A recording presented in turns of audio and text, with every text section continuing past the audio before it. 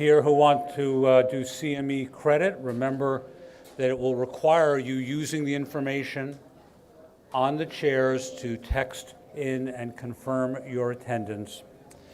Our first speaker this morning will be the president of the Touro College and University System, Dr. Alan Kadish.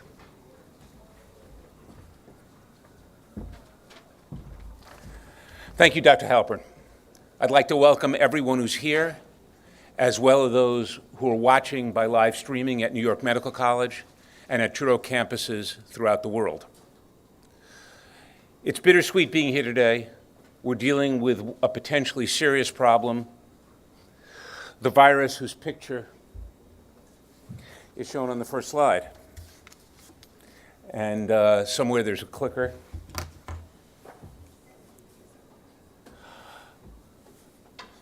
Coronavirus has been known for a long time, but the virus that we're dealing with today actually is newly described just in the year 2019. Before we get started, I thought I'd welcome you to Touro for those of you who aren't here, and talk a little bit about the Touro College system. It was established in 1971 with 35 students in an undergraduate school, and today has 19,000 students throughout the world. There are about 7,500 healthcare students in 5 medical schools and a number of other health science schools throughout the Touro system. About 8 years ago, New York Medical College, established in 1861, became part of the Touro system, and we're proud to collaborate and interact with New York Medical College on a daily basis.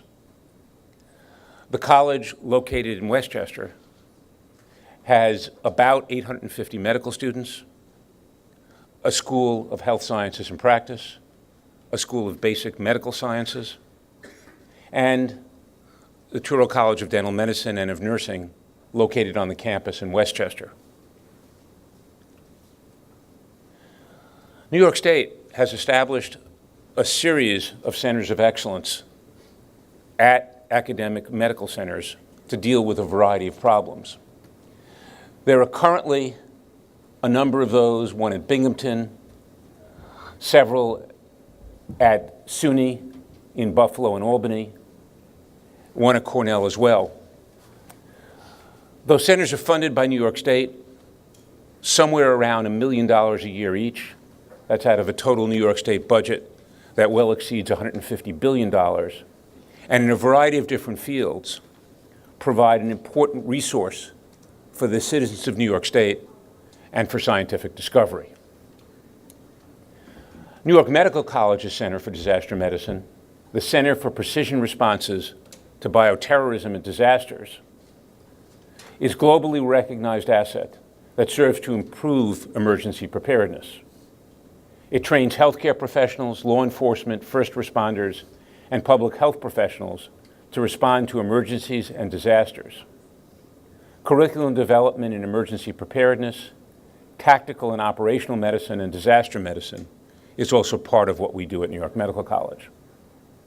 Finally, we examine the utilization of precision medicine to develop treatments and responses for victims of all types of disasters, terrorism, and public health emergencies. Part of our mission is to try to react quickly in situations as the world is facing today, which is the increasing spread of coronavirus. And that's why we're here today at Touro and as part of the New York Medical College Center for Disaster Medicine. And you'll hear from some of the members of that center later this morning.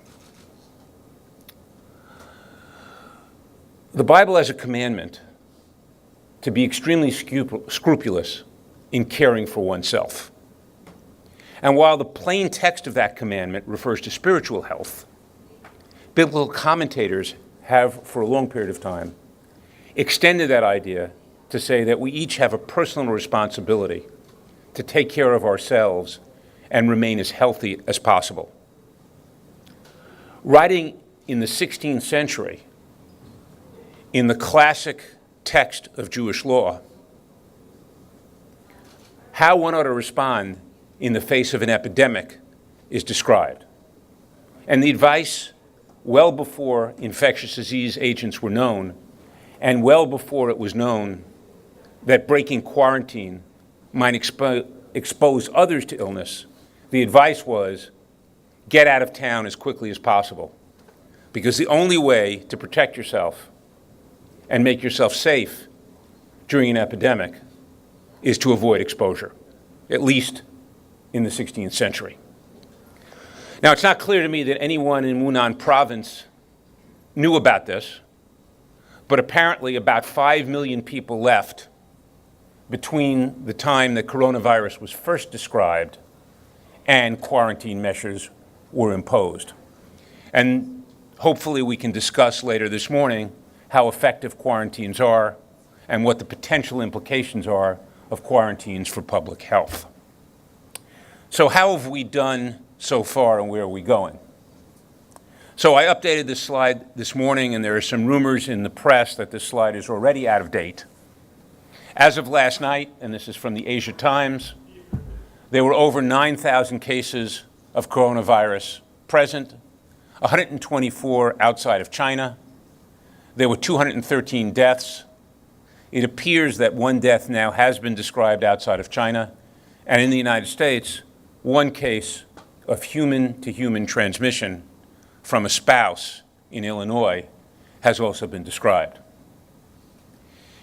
It's hard, as a cardiologist, for me to know today whether this curve will continue to jump or whether the measures that have been undertaken, that we'll talk more about this morning, will actually cause this incidence to level off and help prevent this from becoming a worldwide global disaster, which of course it was declared by the World Health Organization yesterday. So far, the case fatality rate seems to be about 2 or 3% lower than in some other severe epidemics, but still high enough to raise concern. So what do we know, what we don't know, and what we ought to do about it is the topic of today's presentation. And the first presenter is the gentleman who conceived of the New York Medical College Center for Disaster Medicine. Dr. Robert Amler is Dean of the School of Health Sciences and Practice and former Regional Health Administrator for the U.S. Department of Health and Human Services and a former medical epidemiologist at the CDC. And Dr. Amler will talk about the novel coronavirus described in 2019 and what's going on in the United States in the year 2020. Thank you.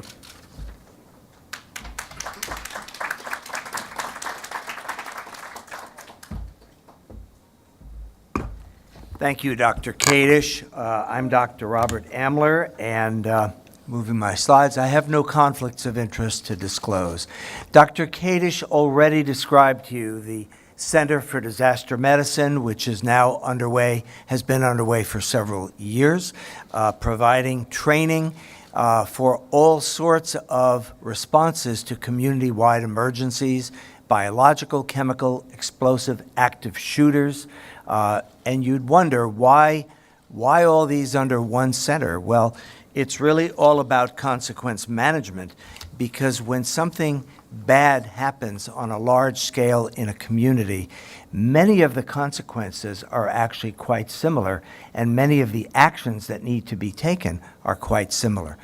Research done by one of our center fellows, Dr. Kobi Peleg from Israel, showed this a few years ago when he actually overlay the response curves from several different types, everything of disasters, everything from terrorist attacks to hurricanes, floods, and earthquakes, and you can see the response curve almost like an ST segment changing on a cardiogram when heart has been damaged, seeing that when communities have suffered damage, some of the responses you can plot are remarkably similar in scope, even though some of the details may be quite different. So this is why when it comes to coronavirus or any other kind of community-wide emergency, we want to get our people as well trained, as well prepared, as competent and confident that they can move forward and minimize the effects on the community, get people back to where they need to be as quickly as possible. So as you can see on the right, we find that it is actually much more effective to teach principles than preach protocols. Now, coronavirus. Coronavirus, as we all know, has been around for a while. We'll hear more about the virus itself, but this emerging infection is clearly a great cause for concern. And already people are beginning to really worry about this.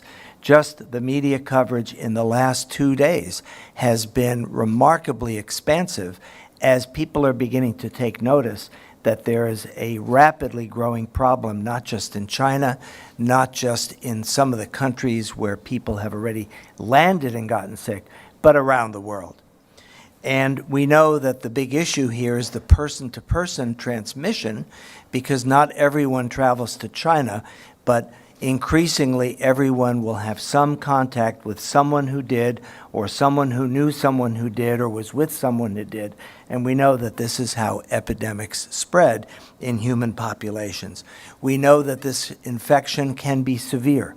We know that it can be lethal. We know that it can transmit rapidly because we've seen this already happen in China. So we have an evolving situation here and worldwide. And so the guidelines as they stand today are almost perfectly, almost definitely guaranteed that they will change over time. And so my biggest word here today is caution. Stay posted, stay vigilant, and stay aware of the recommendations as they change. So here is Wuhan, Hubei province, with a population of 11 million. And obviously, this is, you can see from the photo, it is a significant population center. In fact, I'm told it's the 7th largest city in China, which of course, as a nation, has a huge population, and many large metropolitan centers. The human activity and therefore the commerce through this city and around this city is extraordinary by any national standard anywhere in the world. And in this case, we know this is a city that has many meat and seafood markets, and it's believed that this could have been the beginning of things because the origin of the virus, believed to be likely from animals to humans, is similar to the SARS virus that caused a great epidemic at the beginning of this century, the MERS epidemic, the MERS virus, which was Middle Eastern Respiratory Syndrome, also a coronavirus, and then at the very end of last month, the first human cases being reported in Wuhan. Following that, we saw human-to-human transmission documented in China. And now comes the part that applies to all of us here on this side of the world. There is travel-related transmission, people who get exposed to the virus in a place like China, or perhaps other places increasingly, then travel to our shores, and then become sick, and they potentially will continue that human-to-human transmission and the beginnings of a domestic outbreak. That international transmission, now documented, has been the impetus for the World Health Organization putting out their Global Health Advisory yesterday, warning the ministries of health all around the world for all the countries that they need to be on high alert for this virus spreading. Pardon me. Here in this country, the CDC has raised its level alert to level 4. The State Department has now tightened further its travel advisories from initially no non-essential travel to China to now no travel to China. The airlines are canceling flights, and even the markets are nervous. So the initial effects on our country, our commerce, our population are already being felt as early symptoms of what could become a more widespread disease for our country. Well, this really is not very surprising because once you have a large epidemic in one part of the world, it is usually only a matter of time before people travel and bring it here. We have unprecedented travel and move of people around the globe compared to any other time in human history. And even 20 years ago, our then Surgeon General, Dr. David Satcher, said, and I quote, "Wherever you stand on the earth, you are typically not more than about 30 hours away from any other place." Now, we could quibble about certain real remote places going to other remote places, but I think we would agree that even 20 years ago, it was the case. And so it is not long before people start showing up, I would predict, here in the New York area. It's going to happen. It has to happen. It would be statistically improbable if it did not happen, but it will happen. And this transportation, this great flow of people around the surface of the earth has developed over decades, and we gradually see these kinds of effects that affect our health. The other effect is, look at this slide that I prepared for you very carefully yesterday. Now, if you look at the top, it said more than 800 cases confirmed in China. Do you see how late last night I snuck in an extra zero at the end? You see, it's not quite right, right? So as of last week, there were 800 cases confirmed in China, according to the BBC, which is the origin of this slide. As of yesterday, there were 8,000 cases, and now we're talking about almost 10,000 cases. So this doesn't mean 10,000 new people getting sick. Remember, this is just that the number continues to climb. The other number is also wrong. 170 dead is now 213 dead, and I predict by lunchtime today, by the end of today, you're going to see greater numbers in both of those categories because that is the nature of disease spread in human populations. Well, for China, this is clearly a nationwide significant outbreak causing great harm to great numbers of people. You can see in Beijing, here's a shot from just a few days ago, earlier this week in front of the Forbidden Palace, Beijing with a population of 21 million, and ditto. You know people are going to move and people are going to continue to transmit disease. And we know that there are stories of large numbers of people getting out of these large urban centers so that they can avoid contagion and protect themselves and their families. This will also make it more difficult to track the progress of the disease because it's in the urban centers that you'll have the best reporting of what's going on. Well, there is clearly risk outside of China now as people take to the airways.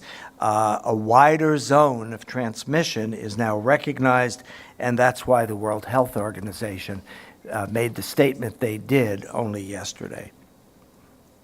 This map of the world is also out of date. You'll notice, for example, Finland is not shown, and yet Finland has an imported case now from China. And instead of 20 locations with confirmed cases, we are now seeing 22 locations with confirmed cases. So again, in just 12 hours, we've had additional spread documented around the world. Now, we know that the spread already occurs before it even gets reported. So all of these slides, all of these statistics will lag a bit behind what's actually happening. With that wider zone of transmission, we also see cases landing in the United States.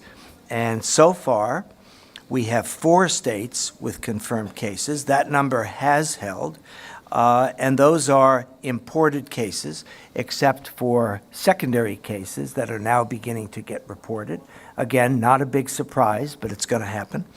And literally hundreds of people right now have tests pending. So you can do the math.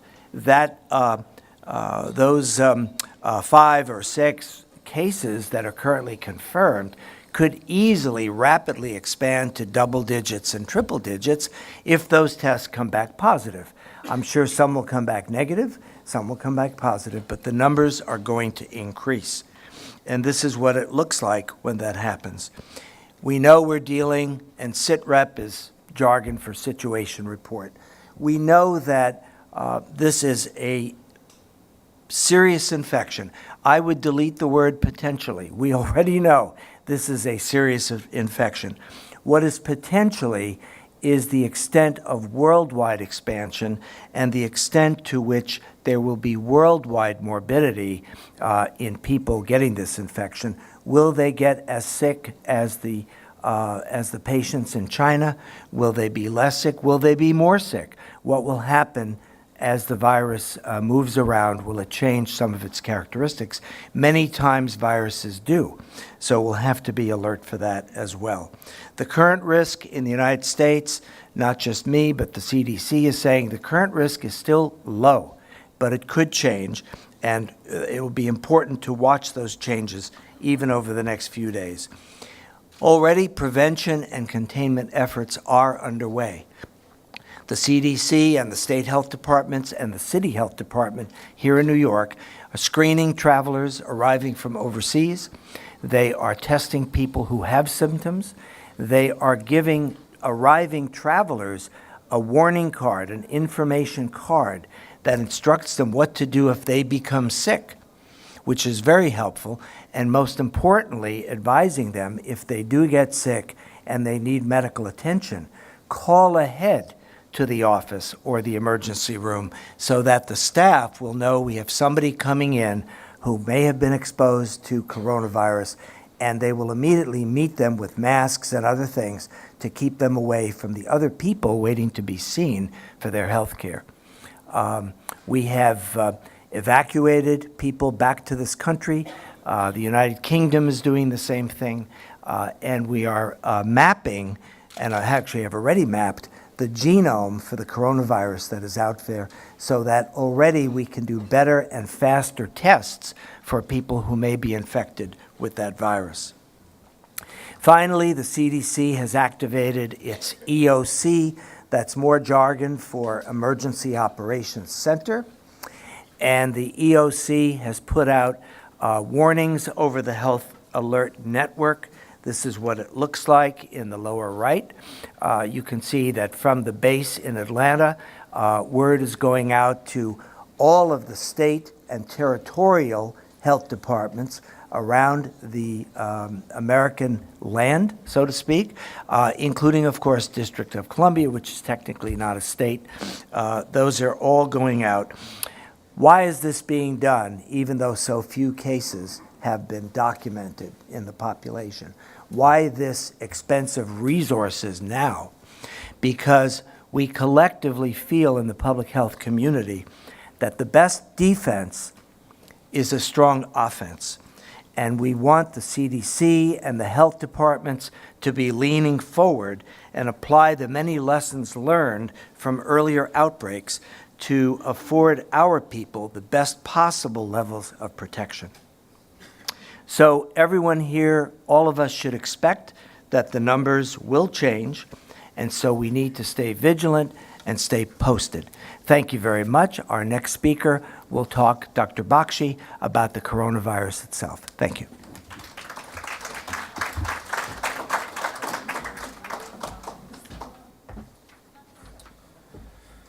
Thank you, Dr. Amler.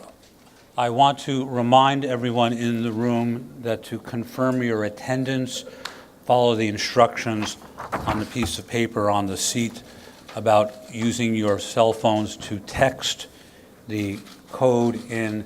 You'll get a response back to confirm your name, and then you'll get a confirmation of attendance. This is particularly important for us to keep records and for those of you who want continuing medical education credit to document your attendance. For those of you doing streaming online, the number is shown on the slide and the code to text in, or if you wish to scan the icon on the bottom to accomplish the same thing. For those of you in the room, the restrooms are in the back and to the left, the coffee pot to my right. Now it's time to learn a bit about the basic science of the coronavirus, and we welcome from the Department of Microbiology and Immunology, Professor Bakshi.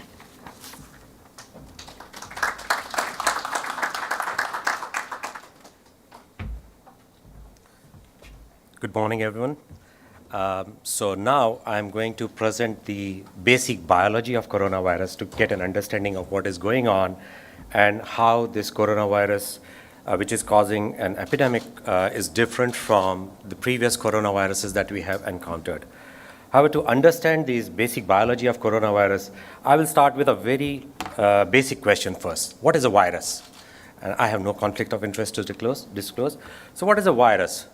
So virus is a small infectious agent, and it can replicate only inside a living cell. So in technical terms, it is called as obligate intracellular parasite. And why it requires this living cell? Because the viruses, they do not have any capacity to independently read or translate their own genetic information. So let's see that what different types of viruses are, because all viruses are not created equal. So we have DNA viruses and we have RNA viruses. So as the name suggests, that the DNA viruses will have DNA as their genetic material, and RNA viruses will have RNA as their genetic material. And as you can see that in the left side, there is so the genetic material will have DNA, protein, and other enzymes, and they are surrounded by a capsid protein. So that's the simplistic structure of an RNA virus, and those or a DNA virus. And those viruses are called naked viruses. And then there are other type of viruses that acquire an additional layer, which is called an envelope. And this envelope is usually acquired from the host cell in which they are replicating.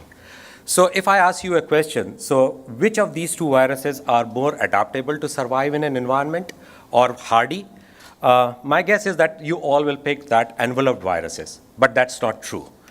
As you can see that enveloped viruses, contrary to what they look like, they are more sensitive to drying, they are more sensitive to heat, detergents, and acids.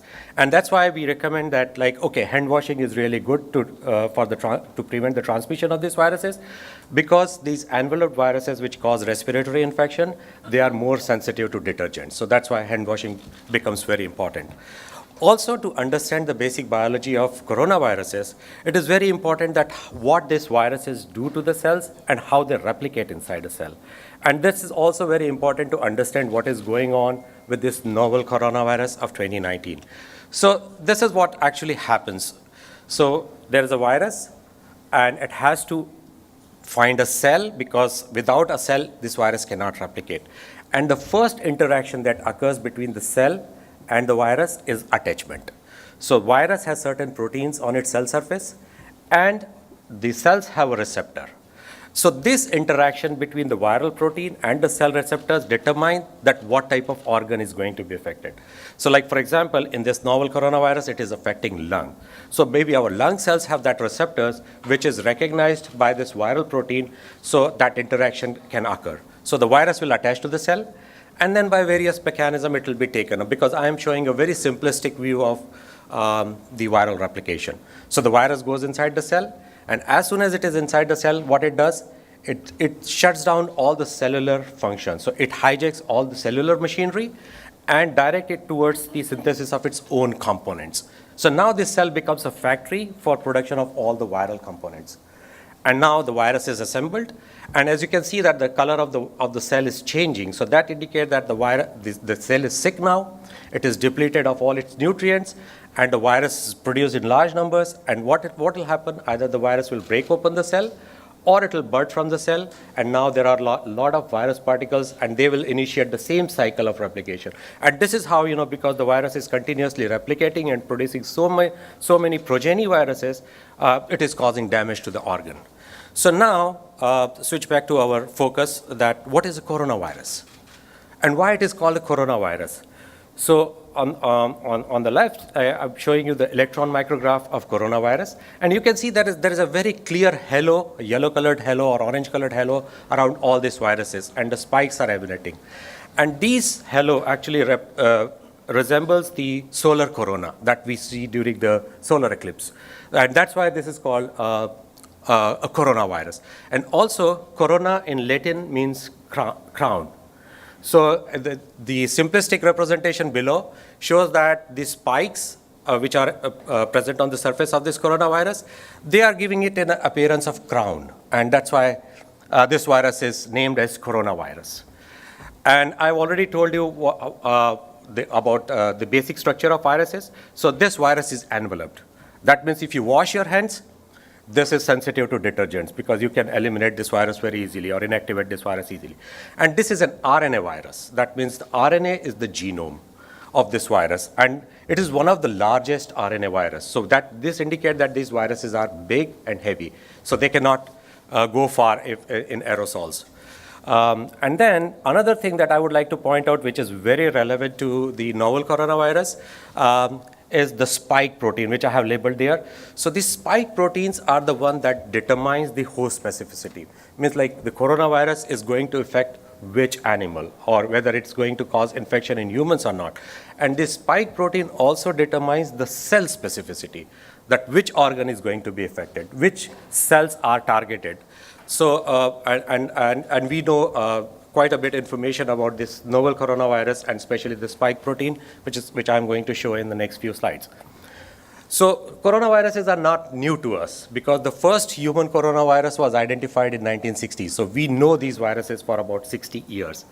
And believe me or not, everyone, all of us have been exposed to coronaviruses during our lifetime because these are the very common agents that cause common cold. So the next question I'm going to pose is, have we encountered these viruses before? And the answer is yes. Because like all of us have experienced common cold. And the 4 human coronaviruses, they are responsible for about 50 to 30% cases of common cold. And millions are infected every year. And this virus circulates around the year, but this is more common in fall and winter. So, but the next big coronavirus that was known to us was the one that causes severe acute respiratory syndrome. So this is also known as SARS coronavirus. So this was first reported in China in 2002. And then there are about like 8,000 cases were reported and caused about 10% mortality. And this SARS coronavirus rapidly spread to about 29 countries. So it caused a pandemic. But fortunately, this outbreak lasted only for 2 years. And 8,000 cases were reported in that period of 2 years. And since then, actually since 2004, no new cases are reported about the SARS virus. So the next virus that came into picture, the next coronavirus, that was the Middle East Respiratory Syndrome virus, or the MERS virus. And this was reported in Saudi Arabia in 2012. This caused about 2,500 cases, but the mortality was higher than what was seen with the SARS virus. It was about 34%. And MERS, because it is transmitted by camels, so it remained localized to Middle East because that transmission host is needed. And since 2016, the cases are although declining, but still there are cases being reported in the Middle East about MERS coronavirus. So now that brings us to our 2019 novel coronavirus. So what is this? So basically, in the picture it's shown, this is the Honan seafood market, which is believed to be the epicenter of this outbreak. And it is believed that the virus originated from this particular market in China. And these are some of the sequence of events that occurred. So in December 2019, to be precise, on December 12, 2019, some of the cases of pneumonia were reported. And the cause of that pneumonia was not known. And then later on, when investigations were done, the symptoms that patients presented with were similar to SARS and MERS. But when the samples were examined, they came negative for both these viruses. And then their samples also came negative for other viruses like adenoviruses or respiratory syncytial virus, which cause normal respiratory infection. So this became evident that there is something new which is causing this pneumonia-like illness in these patients in China. And then this virus was isolated from the patients, and it was found to be an RNA virus. And now we can sequence this virus very quickly. So the RNA was isolated from this virus, and it was sequenced.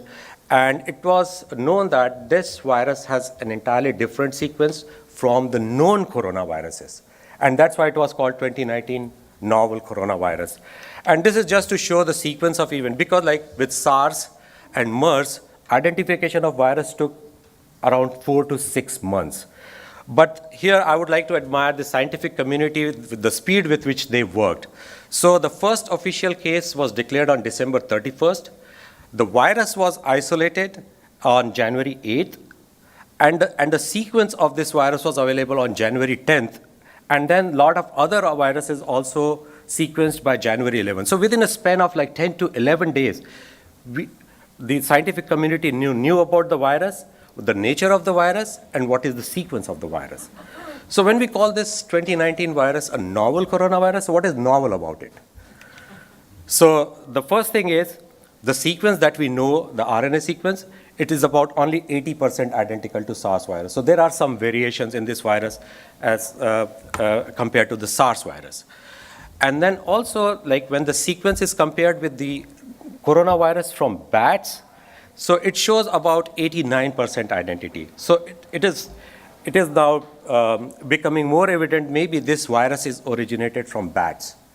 And the third thing that we know from the sequencing that all the RNA sequences which are done from the virus which are isolated from patients in Wuhan or from the seafood market, they are all 99.5% identical. That means it's the same virus which is being circulated in the community and it's being transmitted.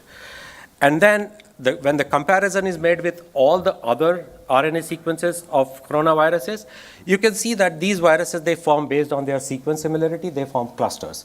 So the top clusters, like you can see that like because of the sequence similarity of SARS coronavirus, they form one cluster.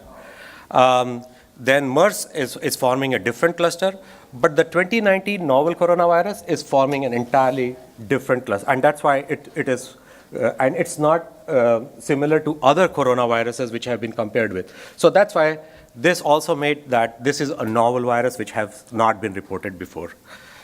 Then another further analysis which is done, and this paper came out just yesterday. So they also analyzed the sequence of spike protein. And I've told you that this spike protein is required for attachment and entry of this virus into the cell. So when the spike protein was analyzed and compared with other viruses, so it shows about 76% identity to the spike protein of SARS virus. And it can also attach to the same receptor, which is called as ACE2 receptor, because you will hear a lot about this particular receptor in coming days. So this is the receptor which is present on the lung cell to which this virus binds. So, but at the same time, the analysis of the spike protein is also showing that the 2019 coronavirus has gained the capacity for human-to-human transmission. And that's why we are seeing that this virus, the number is jumping every day. So day before yesterday, it was 7,000. Today, it's the 10,000 people are infected in China. So that indicates that this virus, because of this variation in its spike protein, has gained a capacity for a rapid human-to-human transmission. Another change or another unique characteristic that is observed with novel coronavirus, that it is not only recognizing this ACE2 receptor in humans, but this study has shown that it is also recognizing the ACE2 receptor from bats, pigs, ferrets, dogs, orangutans, monkeys. So a lot of animals can serve as a reservoir or a transmission host for this, because this virus can also propagate in these animal models. So these are some of the features which are really novel about this 2019 coronavirus. So how it is being transmitted? So as I told you that these coronaviruses are too big, so they cannot survive in the air or remain suspended in air for a long period of time. And also because they are big, they cannot travel for more than few feet, because like if someone sneezes, so these viruses are not going to travel a long distance. And transmission so far, what the picture is emerging is through the close contact with oral or nasal secretions or contaminated objects.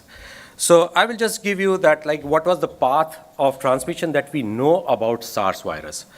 So in SARS virus, what happens? Bats, they serve as a reservoir. So that means they harbor the virus, but they themselves do not get sick with this virus. And then what happened? This virus was transmitted to PAM civets. So the PAM civets are a delicacy in China, and these are sold in live markets.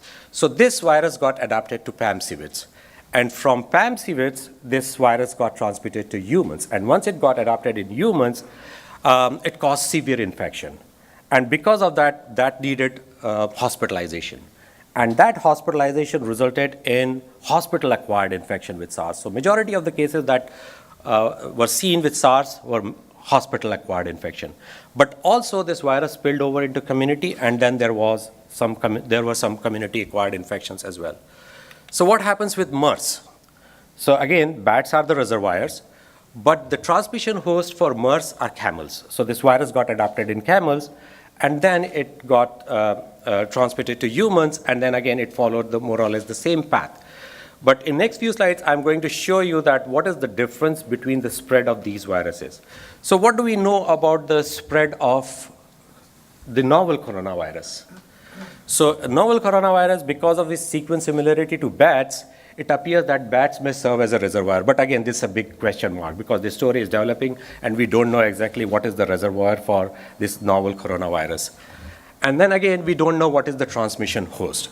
So if you are listening to the news, then there were some reports that maybe snakes may serve as a transmission host for this novel coronavirus. But this theory is put to rest by a recent publication which has shown that snakes may not serve as a transmission host for the novel coronavirus. But now what is established is this novel coronavirus is transmitted from human to human. So the human to human transmission is going on now. So because this virus is so adapted to human transmission now, we don't need any reservoir or a transmission host.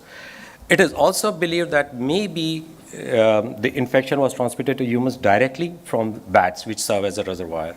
And yesterday only, as Dr. Ambler mentioned, that there's the first human-to-human transmission of coronavirus is reported in the United States. So how coronavirus is spread? So this is what happened with SARS coronavirus.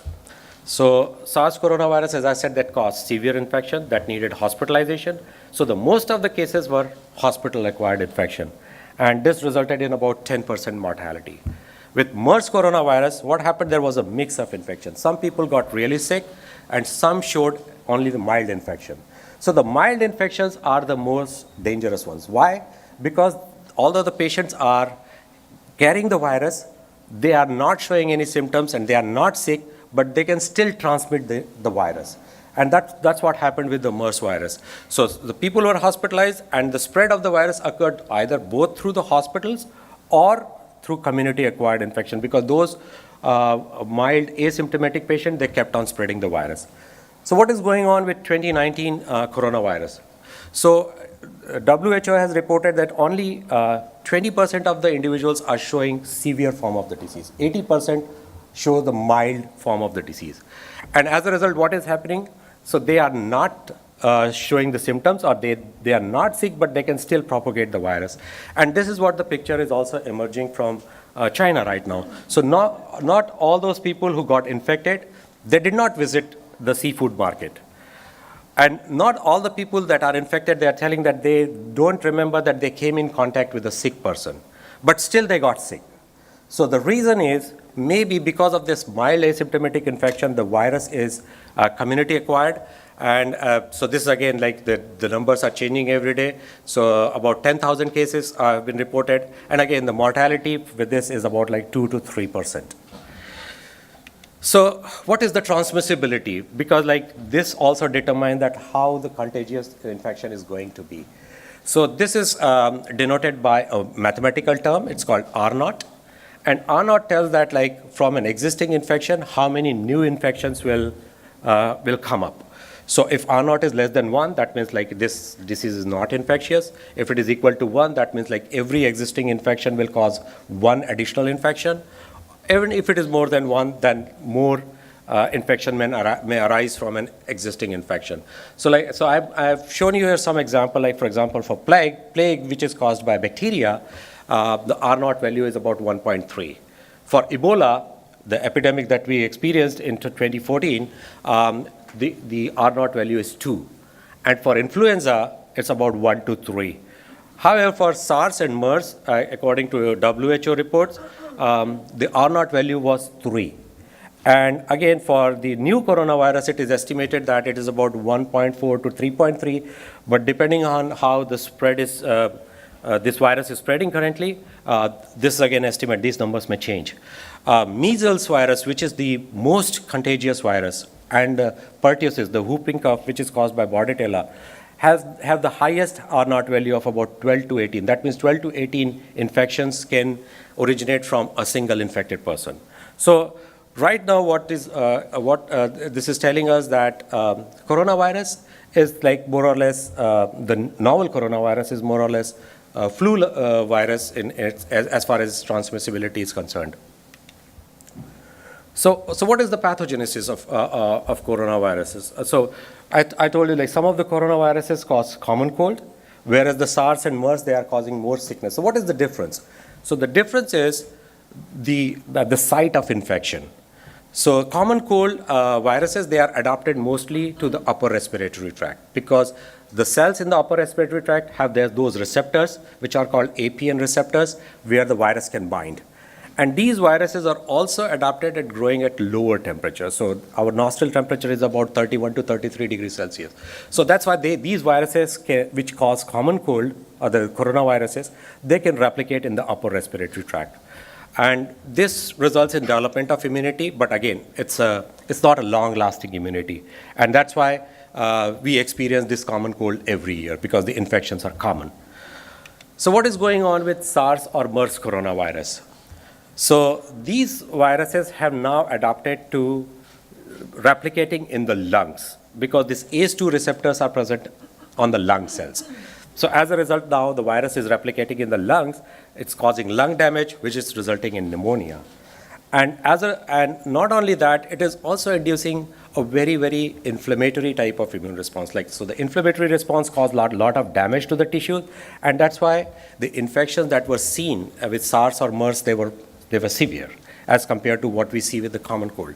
So what is going on with the 2019 coronavirus? So the 2019 novel coronavirus, similar to SARS virus because it can also recognize this ACE2 receptor in the lungs, so it can replicate in the lungs. But what difference has been reported so far as the immune response is concerned, that it is inducing both pro and anti-inflammatory cytokines. That means there is the inflammation is induced as a result of viral replication, but the host is also trying to balance the inflammation. And that's why we are seeing more and more cases have mild infection. But again, this is way too early because as we get more information and more results are known, we will know what is the extent of inflammation in the lung following infection with the novel coronavirus. So to summarize what we know about 2019 coronavirus is that this virus is somewhat phylogenetically different from SARS and MERS coronavirus. The 2019 coronavirus, based on its sequence similarity to coronaviruses from bats, it may have originated from bats, but again, like more evidence is needed to show that. Also, because it can recognize this ACE2 receptor from number of animals, so it is now assumed that maybe it may have a wide range of intermediate and transmission hosts. But again, this is only one paper which is published. We need more evidence related to this. Also, the 2019 coronavirus is more adaptable to human transmission, and that's why we are seeing the numbers are rising up every single day. And also, again, because like right now, very limited information is available, but from the one paper that is published, it shows that the immune response against coronavirus, like novel coronavirus, is somewhat different from what is seen with SARS or MERS coronavirus. And with that, I will stop, and thank you so much for your attention.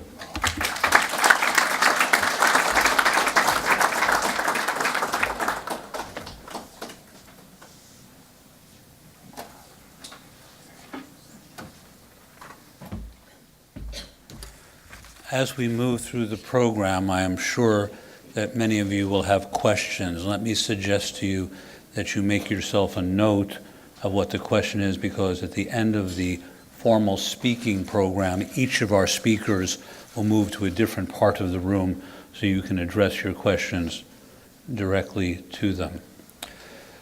Dr. Kadish and Dean Amler, gave us the overall picture of the situation.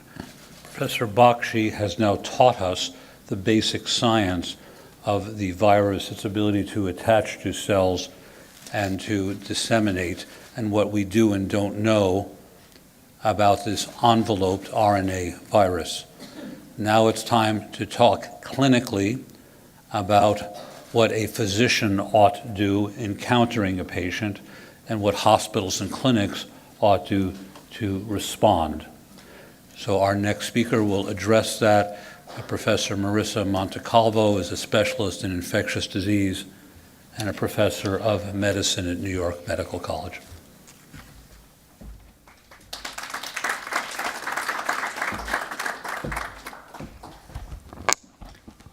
Thank you, Dr. Halperin. Good morning. I'm Marissa Montecalvo, and I have no conflicts of interest. So what we know, what we don't know, and what we'll need to do to get through this, or what we'll need to know as we go through it. So you've heard a lot about what we know, and in particular, what we learned from SARS, which was a very important outbreak that taught us a great deal. And we learned a lot about infection control measures in relation to the SARS epidemic. What we don't know, of course, is quite a bit, and I will present a few measures regarding what we'll be doing for clinical management. So you've seen this slide before. There is the coronavirus with its beautiful crown of glycopeptides on the outside, an important pathogen in animals, and obviously can mutate and can cause diarrhea as well as respiratory illness. So for human infection, we all know it's a short incubation period, normally spread by droplets, with a short duration and obviously a frequent cause of the common cold. But I think it's really important to review the SARS epidemic, because here we can truly look back at how something evolved that was new, that hit us across the world. So at almost the exact time of year, the last days of December, where this is the first case of SARS. That was in late 2002, and there were cases of an unusual pneumonia from people who worked in the Guangdong province of China, which is the lower corner of southeast China. So over the course of about a month, there were a couple of hundred cases, about a few deaths, and then something very important happened. A physician from the Guangdong province traveled to Hong Kong and was in a hotel there. And it was in that hotel where there was a lot of spread of this virus. And guests from that hotel traveled to Singapore, to Toronto, and to Vietnam.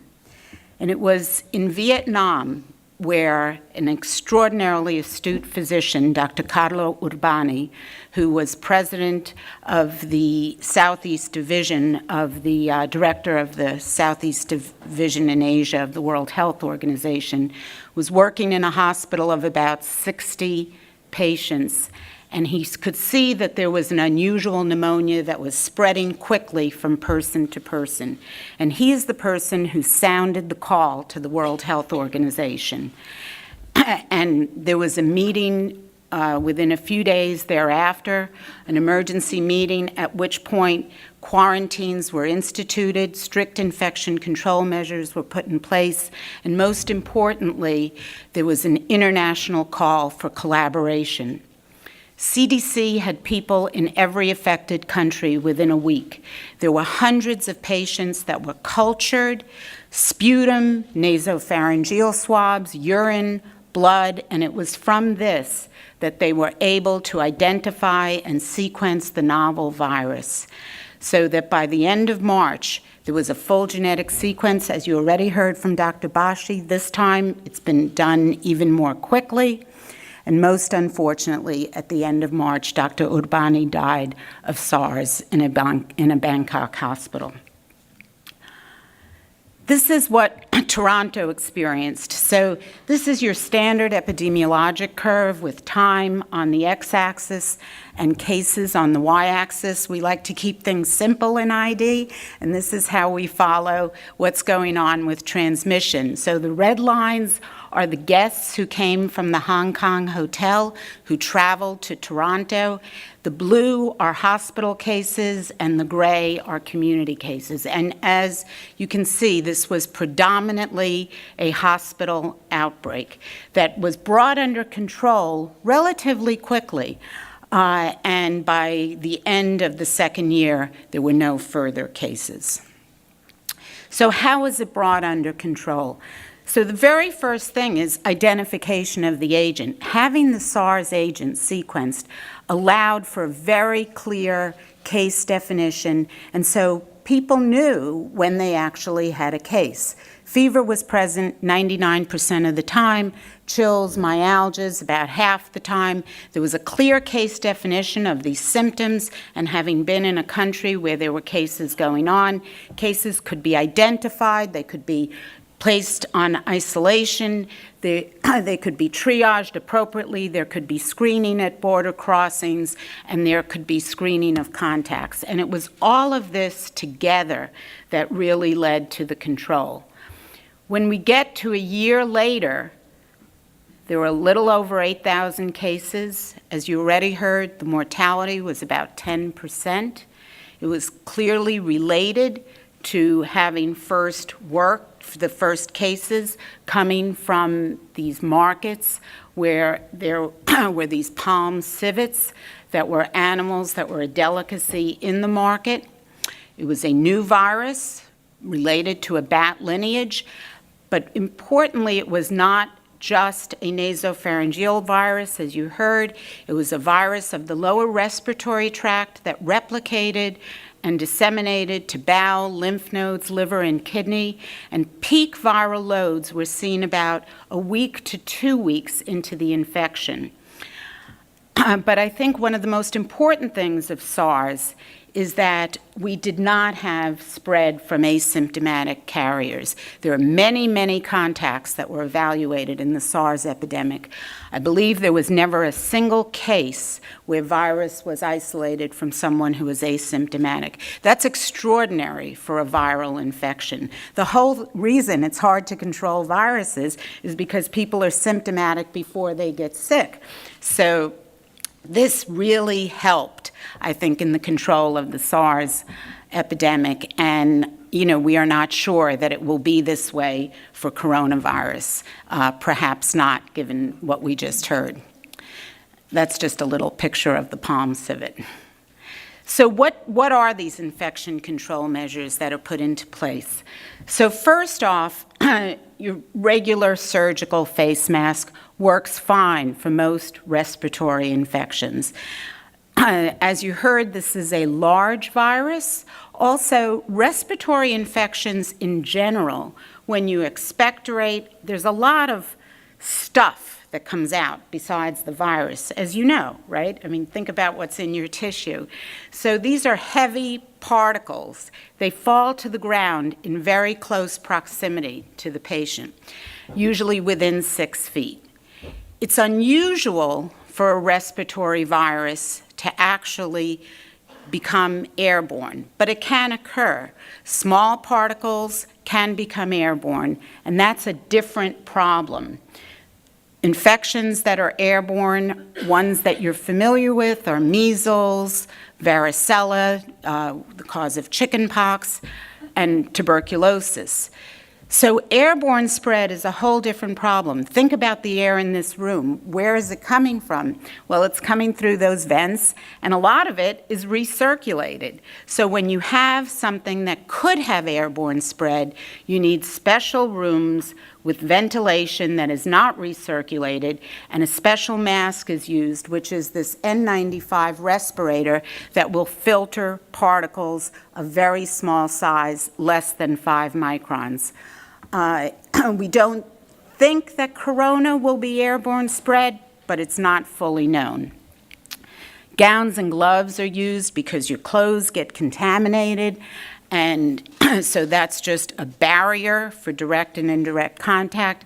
And it's also important to have protection of the eyes so that you don't inoculate the conjunctiva. Hand washing is the backbone of infection control. I know someone who got their PhD on hand washing, and her grandfather said, "You got a PhD on hand washing? What university gave you a PhD on hand washing?" But there's actually a lot to it about the different flora that becomes transient flora on your hands and what sticks and what doesn't stick. But the bottom line is that it's not just running your hand quickly under the water. You need 30 to 40 seconds. You need to really take the soap, get through the web spaces, get around your nail beds, get down to your wrists. Because this is an enveloped virus, hand washing should be extremely effective in the control of this virus. There are other ways that these viruses spread. When we look at SARS, we think there was some airborne spread. This is a schematic from the New England Journal that looked at a building where the blue represents what was thought to be an infectious plume that came up through the ventilation system and led to contamination of many rooms and to infections across rooms. But another way in which we have airborne spread, which is much more common, is the process of intubation in hospitals. Every time someone is intubated, there's generation of a lot of aerosols and the potential for airborne spread. So this is from yesterday's New York Times. You probably are saying to yourself, that looks like a lot more than what she just showed me in terms of the gowns and the gloves and everything else. And it is, because until we are clear and until we know if there's airborne transmission, it is very important to have full equipment. So you've already heard quite a bit about this virus. This is an X-ray from the New England Journal a couple of days ago of the first 3 patients described there with pneumonia. This patient is the patient who died, who had a multifocal pneumonia. And as you know, the virus has been sequenced and is close but not identical to the SARS agent. So if you look at this graph, I think it starts to yet give us some more information. This is from the same New England Journal 2 days ago, where they described the first 425 cases. And I want to be clear that these were cases of patients with pneumonia. In dark orange are the patients who were working in the seafood wholesale market, and in light orange are those who were not, showing the extensive person-to-person transmission that you've already heard about. The fall off in the curve is artificial because that's simply the number of cases that were being studied for the paper. But what is learned from these first 425 cases is we have a median age. Very importantly, we have an incubation period. So the original incubation period of 14 days was pulled straight off the shelf from SARS and MERS. But now, as we start to be able to test people, we actually have data that we can use. So we've got an incubation period for cases with pneumonia of around 5 days, up to 12 and a half. That doesn't mean the case definition is going to change tomorrow, but it's just the beginning of data. Because these were patients who were sick, there's a median duration to presentation for a medical visit. And interestingly, no children. And I just want to say that children were also very underrepresented in the SARS epidemic. Very few children, very little transmission from children. And that's also unusual. You know, children are usually great vectors for infectious diseases, right? I mean, they've got that schmutz all over them. You kiss them, you can't help but kiss them. And, they are wonderful vectors for infectious diseases. Very few cases of children in SARS and so far with this. And we will have to learn and see whether there's a real pathophysiology to that or whether it's more of a social situation, but we will see. So you know what we know. You don't need to see these numbers again. And my numbers are way out of date because I sent in my slides yesterday afternoon. So, but you know, you have to imagine that, of course, this is going to be huge. You've got an agent with person-to-person transmission, an agent that's easily transmissible, as Dr. Bashi just explained to us. You've got a country with 1.4 billion people, a city of 11 million people. We're going to hear about a huge number of cases. So, and we have to get through 2 incubation periods of no cases in an area before you think things are getting better. So we're just at the beginning of understanding what the incubation period is. There's a long way to go. But we've got a case definition, and that's key.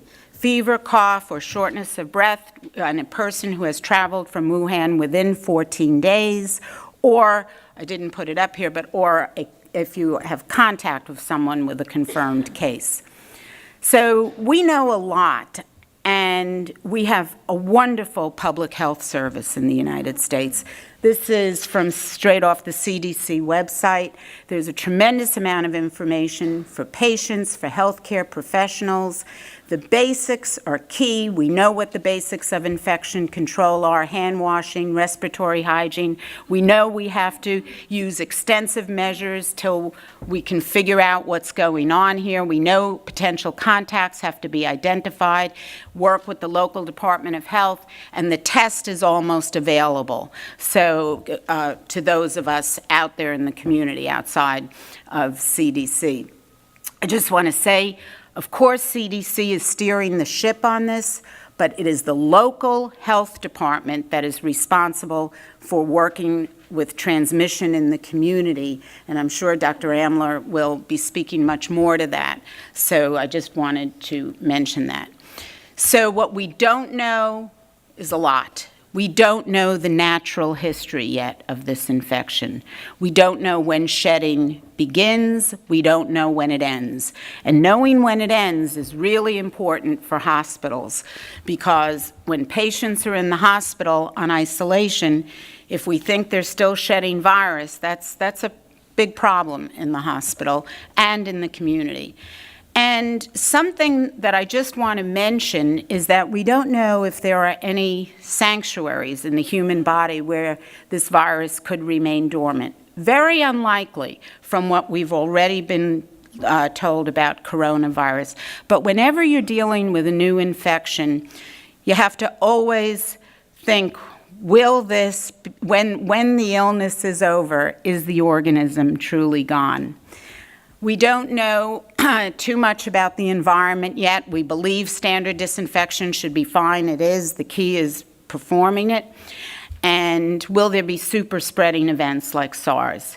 For treatment, we don't have an antiviral. We don't have a vaccine, but there may be adjunctive measures important for very sick patients. We don't know whether they will develop secondary bacterial infections, whether steroids may play a role. That's all to be determined. So what we will need to do is, number one, always stick to the basics. There's a clear case definition.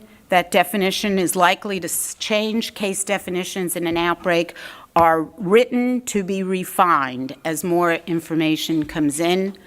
Respiratory hygiene, this is flu season, so the basics have to be adhered to with scrupulous attention to hand hygiene, cleaning, and disinfection, and identifying of potential cases. So CDC has a very clear definition.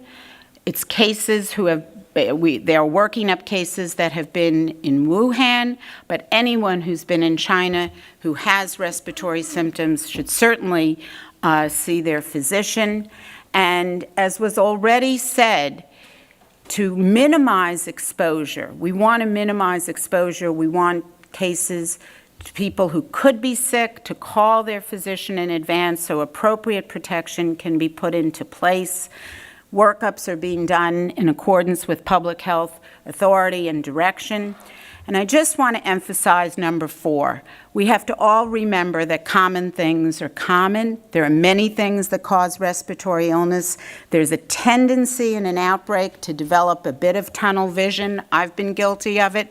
I think we've all experienced it. You don't want to miss that one new case, but at the same time, you don't want to forget the broad differential.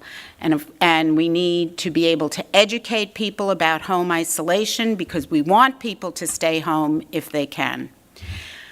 Best I can say is it's just really important to stay informed. And again, we have the CDC is a tremendous resource. If you just go to cdc.gov/corona, you're going to get more than more than you can imagine. And of course, the New York Times is also the other second great scientific journal. Thank you very much.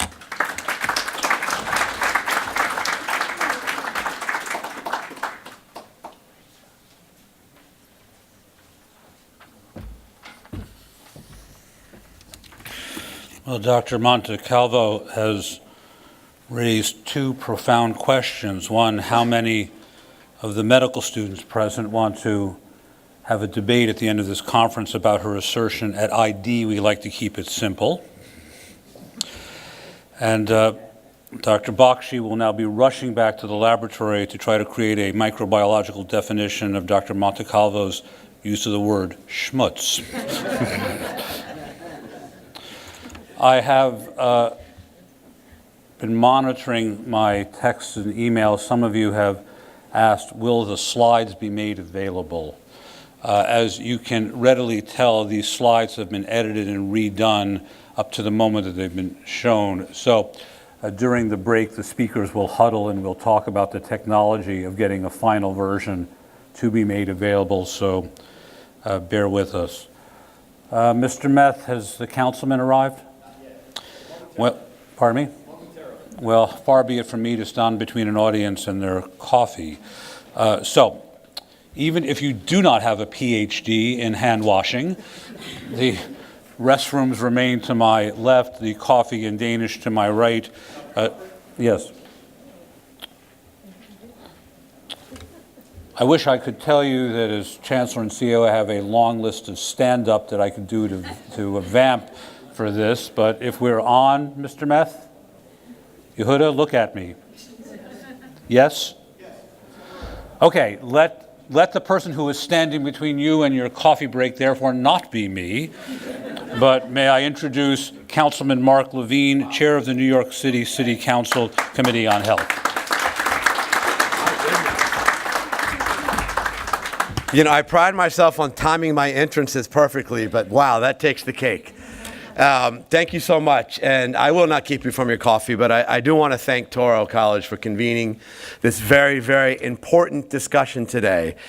You know, in my time as health chair, there's been no crisis which has generated more fear and misunderstanding than this one.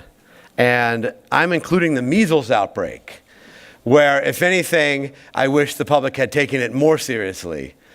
But this has really, in part driven by prejudice, created some, I think, very dangerous misunderstandings in the public. And so your role is important not only as practitioners, as healthcare providers, but also as purveyors of the truth, as people who understand the science here, who understand public health. We need to get the facts out. And the facts are that, well, yes, there are, at last count, 165 possible cases in the United States. Most of those have been ruled out at this point. Until now, there have not been any in the 5 boroughs of New York City. We should expect for that to change. We hope not. But we should prepare ourselves for suspected and even tested positive cases here in New York City. I firmly believe, having stated that the risk for New Yorkers is low and our level of preparedness is high. And that's a message that we need to get out to the public. I firmly believe that we have, I don't know if there's a health department representative here, so I'm not just playing to the audience.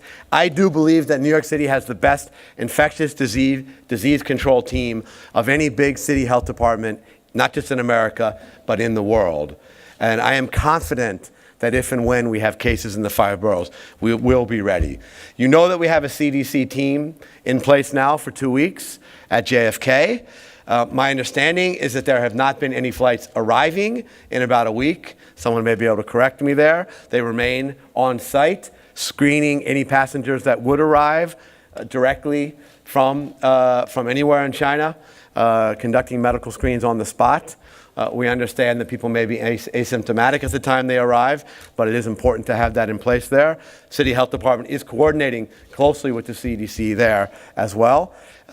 You know that throughout the city, all of you as practitioners have received now multiple alerts from the City Health Department on what to look for, and that if someone should present with likely symptoms and a case history, that we are ready to accept test samples at the city's public health laboratory next to Bellevue, and those are then rapidly sent to CDC. We will have, I believe in the next week or 10 days, the capacity to do tests right there in our own public health laboratory. That will shave a couple of days off the turnaround time, which is extremely important, we understand. And if there is a positive test, we have teams ready to support patients who either need home isolation or need more intensive treatment at Bellevue or elsewhere. In terms of the messaging, some of it is very basic. We do need people to get their flu shots, partly because flu numbers are already elevated this season. That could be the topic of another convening. But even if it weren't for coronavirus, we would need to remind folks to get their flu shots. In addition, it's going to make it easier to determine whether someone truly is a likely corona case if you have that piece of information about whether they've gotten their flu shot. So there are multiple reasons that we need to make sure people get those shots. And then let's get down to the facts and the information. It pains me the level of prejudice that we are experiencing now against the Asian communities of New York City, specifically against Chinese immigrants in New York City, which is totally and entirely unwarranted. It is racism. The fact is that this disease, while contagious, should not require anyone to avoid going out to public, would not require anyone avoiding going to any of our many wonderful Chinatowns. It would not require them avoiding any of the public events related to Lunar New Year. None of that is warranted by the science. This is not measles. This is a condition which is only passed in very intimate quarters, such as healthcare facilities and generally home environments. So we do need people to understand the actual risks here, to be cautious, to be aware, to be prepared, but not to allow this to lead to unwarranted actions, especially those that are rooted in prejudice. So I want to thank all of you as the science-based members of our community for your perspective, for your talent, and you have our commitment as a city to work hand in hand with you to prepare come what may during this crisis. And now it's time for coffee. Thank you very much.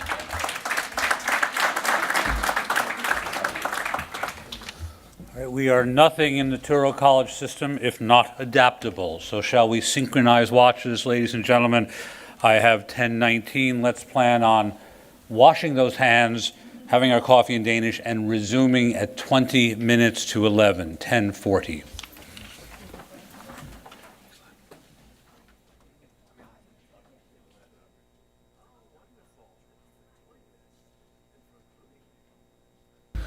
All right. Thank you very much, everyone. We're going to proceed with the second part of the program. You've already heard from a few of the speakers about how lessons from past outbreaks and epidemics can help us learn about what to expect from coronavirus. And we're very lucky that the Chancellor of New York Medical College, Dr. Edward Halpin, who's also Provost for Biomedical Affairs at the Touro College, is, in addition to being a radiation oncologist and medical ethicist, he's also a medical historian par excellence, and he will talk about what can medical history teach us about the present problem and what can it teach us about what we might expect from coronavirus.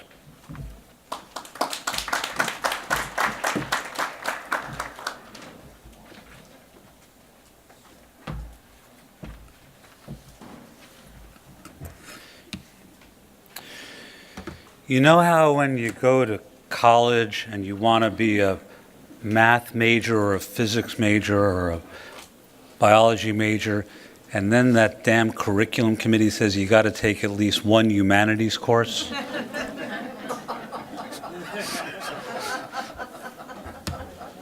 So that's how I ended up on the program. I am the one damn humanities course for the morning. And I'd like to talk to you about the coronavirus from a perspective of a medical historian. And boy, I can tell you that I wish I could tell you I had a conflict of interest, but there's nobody who wants to do any corporate relations with the medical historians. I got nothing that they want, so I have no conflict of interest to disclose. What's history? History is philosophy taught by means of particular examples. So this morning I'm going to provide you with some historical examples of societal responses to infectious disease outbreaks, and then I'm going to offer you some lessons we might take away from these historical examples, which means we got to talk about a vase of cut flowers. Because what historians like to say is when you look at the vase of cut flowers, you got to remember that trying to understand an infectious disease outbreak without an understanding of history is the equivalent of thinking that you can grow cut flowers. They don't come in a vase and properly arranged. They come as seeds and dirt and manure, and then you got to make the flowers. So you got to know where you've come from to have any idea of knowing where you all are going. So we'll talk about where you're coming from, but I just can't resist. Our knowledge of the present comes from the past, or to stick to my cut flowers metaphor, as a North Carolinian talking to you all New Yorkers, fruits and vegetables don't come from the supermarket. They come from the farm, you know. That's how they get to the supermarket. So we got to look at the past, and then we'll talk about what other societies have done in response to infectious disease outbreaks and what we might do about it. So where should we start? Start with the sound of music and Julie Andrews. Let's start at the beginning. It's a very good place to start. First infectious disease outbreaks in the Western canon that we need to talk about in infectious disease outbreak and societal responses are the 10 plagues of Egypt in the book of Exodus. Dr. Bakshi told you about animal and human transmission of an infectious outbreak. The 6th plague, book of Exodus, chapter 9, verses 8 and 9, of festering boils will break out through the land on men and animals throughout the land. A description of a zoonotic infection. Marissa, I don't know how much schmutz was involved. That does not appear in the book of Exodus. Another infectious disease outbreak, the 10th plague. Every firstborn son in Egypt will die. There shall be a loud wailing throughout Egypt, worse than there has ever been or ever will be again. But apropos of Dr. Bakshi, that was a really low R. And my colleagues have all used and will use the word epidemic. So that's the job of the damn humanities course, is who invented the word epidemic? Where did that come from? Da da da da da da da da. Where'd the word epidemic come from? We're quiet this morning. Okay, you do what you always do when the humanities professor says that. You say, what's the standard right answer? Oh, it came from the ancient Greeks. Right, that'll get you through about 60% of the questions. It must have come from the ancient Greeks. Yeah, it did come from the ancient Greeks. The preposition epi means on, and demos means the people. Epidemic, on the people. Other words that have the etymology like epidemic. Okay, medical students and physicians, epidural, epidermis, epicardium, on something. Demos, demography, demographic, democracy. Those are all of the people. But who was the first person to ever write the word epidemic in a piece of literature? Da da da da da da da da. Come on, that's also the right answer. Whenever the humanities professor asks you that, you know the answer. It's Homer, right? It all starts with Homer. They made you read the Iliad and the Odyssey, either in high school or in that literature course in college, so blame it on Homer, and you would be right. The word epidemic first appears twice in the Odyssey, first appearance of the word anywhere in the canon of literature. Written, some scholars say in the 8th century before the Common Era, some say in the 6th century before the Common Era, but it sure didn't mean a disease when Homer used it. On the people. When Homer uses it, it's always about going home, going back to your country. It describes traveling, so epidemic is going back where you came from. It is only used in the context of disease by Hippocrates. First use of the word epidemic to refer to disease. Hippocrates' dates are thought to be roughly circa 460 BCE to 370 BCE on the island of Kos, Hippocratic medicine, the Hippocratic Oath. He writes 7 treatises called epidemics, seven different books. The books are almost entirely case reports and then summarizing what he makes of the individual cases. He thinks that these are related to season of the year, water supply, nature of the air supply to a population. And he worries a lot about whether certain seasons are more susceptible to epidemics or not, contaminated water, sewage, just like Marissa Montecalvo showing you the slide of the SARS starts in December, and this one starts in December. Hippocrates had already picked up on this concept. The first detailed description of the epidemic is the great Greek historian Thucydides, and he describes the plague of Athens. There is one of his books, The Plague of Athens, 430 BCE. When does the plague of Athens occur, which wipes out between 1/4 and 1/3 of the population of Athens? During the Peloponnesian Wars. Da da da da da da. Athens and Sparta, remember that? Okay, the Athenians and the Spartans fight it out for control of the Peloponnesian Peninsula, which is where modern-day Greece is located. War is a great developer of epidemics. The great influenza epidemic of 1919 follows the First World War. Societal disruption by war prompts epidemics, as it did in the plague of Athens, in the famous 19th century painting on the plague of Athens. In the American canon of the plague of epidemics, the yellow fever epidemic of Philadelphia, how many physicians, medical students have had drummed into their head? Benjamin Rush, physician, personal friend of John Adams and of Thomas Jefferson, signer of the Declaration of Independence. Dr. Rush did not evacuate the city. He stayed in Philadelphia to care for his patients, the exemplar of the American physician who stays by his or her post to care for the sick.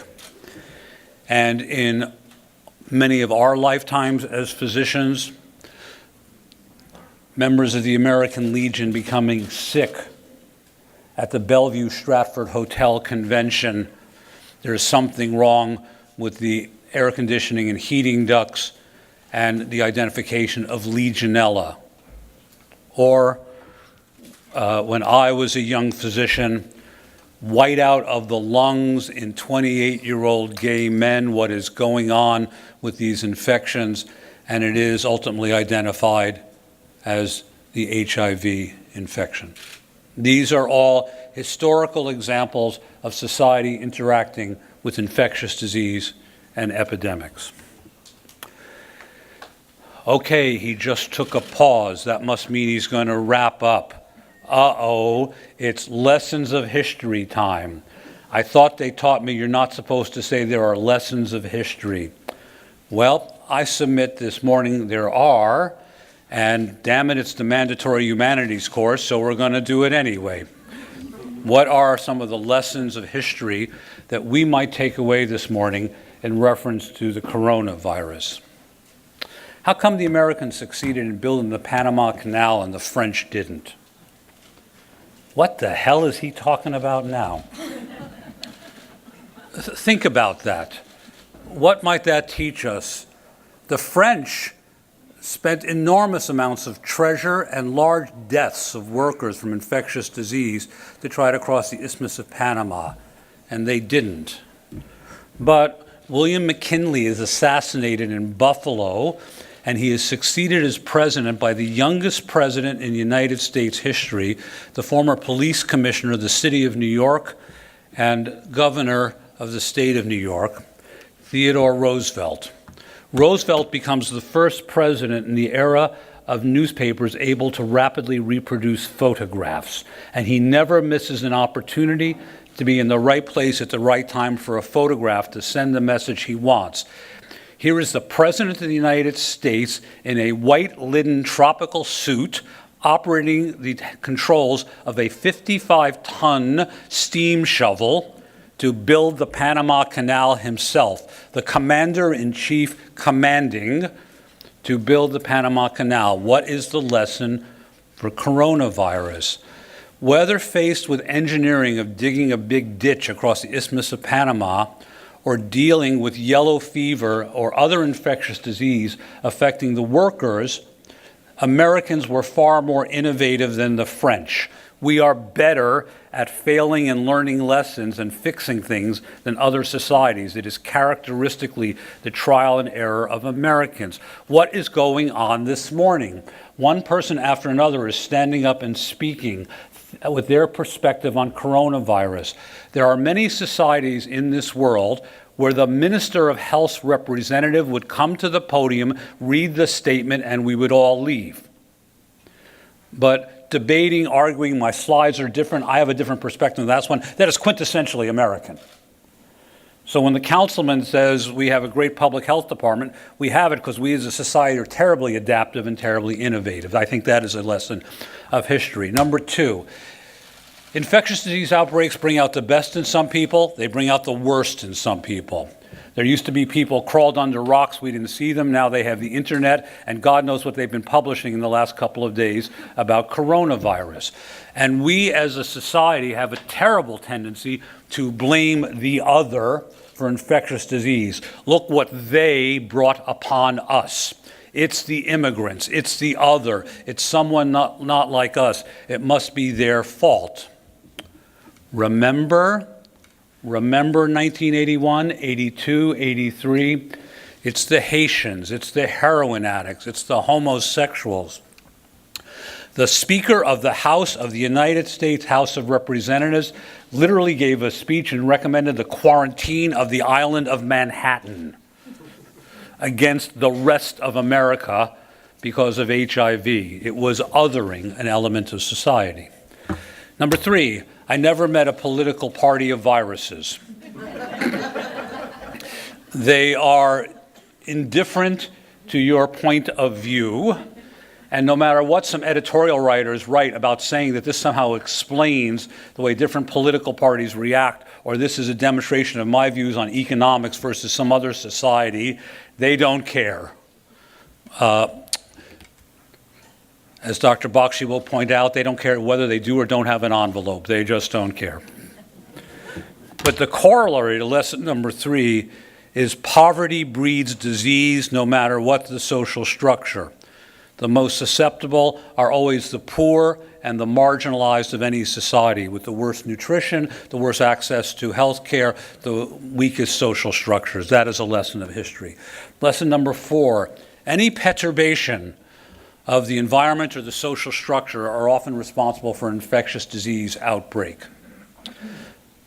War, societal change, large population shifts, and one might make a plausible assertion that increasing deforestation, in which human populations come increasingly in contact with animals, may have something to do with the recent number of zoonotic infections.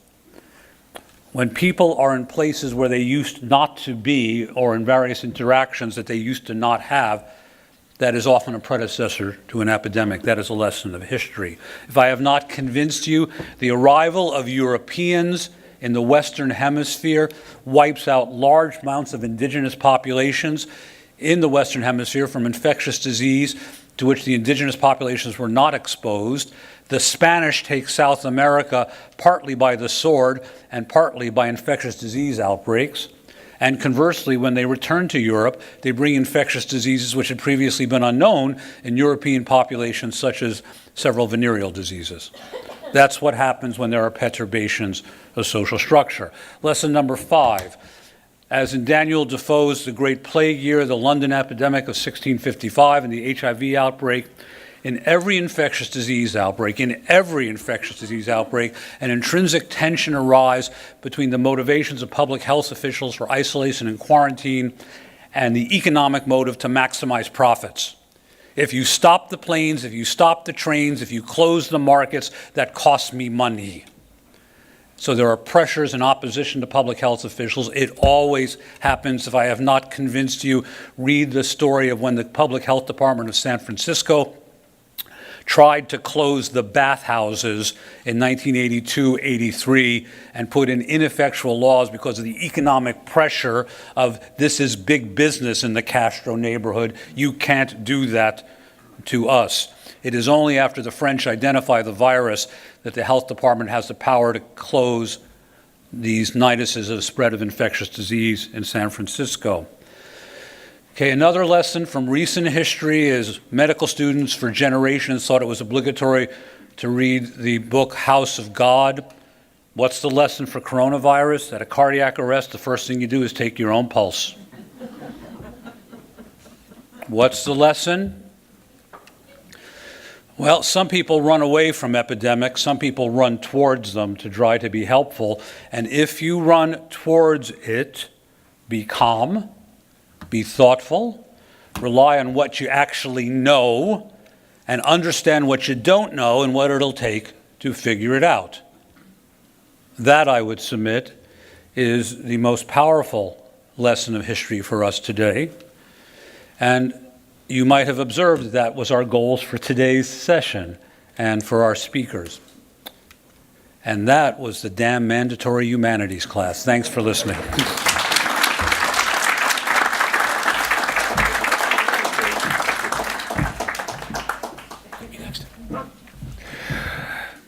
So our next speaker is Dr. Mary Foote, Senior Medical Coordinator for Communicable Disease Prevention in the City of New York. So we're going to hear from New York City, and then we're going to hear from the Westchester County Health Commissioner about how the public health organizations are responding to the history of this breakout of coronavirus. Welcome. Thank you. So, thank you so much for inviting us today. It's always wonderful to be here with our healthcare and public health partners. And it's really important that we're able to have the opportunity to share credible information with everyone so that we all know what the current risk is and can communicate what the best ways are to protect ourselves. So I'm sure you've heard a little bit about this, but coronaviruses, they're the group of viruses that cause, most often common illnesses, common cold-like symptoms. But right now, the novel coronavirus, this is Just the novel coronavirus term just means this is a strain that is new and has not been introduced into human population before. Thus, we have no immunity against it, and so we tend to see more severe symptoms. So this novel coronavirus was first identified and reported right around the new year, although studies that have recently been published show us that it probably was circulating a month or two before that. As of now, just giving you the most current epidemiology that we have as of today, there have been in mainland China, and we emphasize mainland China, there have been almost 10,000 cases reported. These are confirmed cases, and 213 total deaths. And we have about 1,500 patients there that are listed as being under serious condition.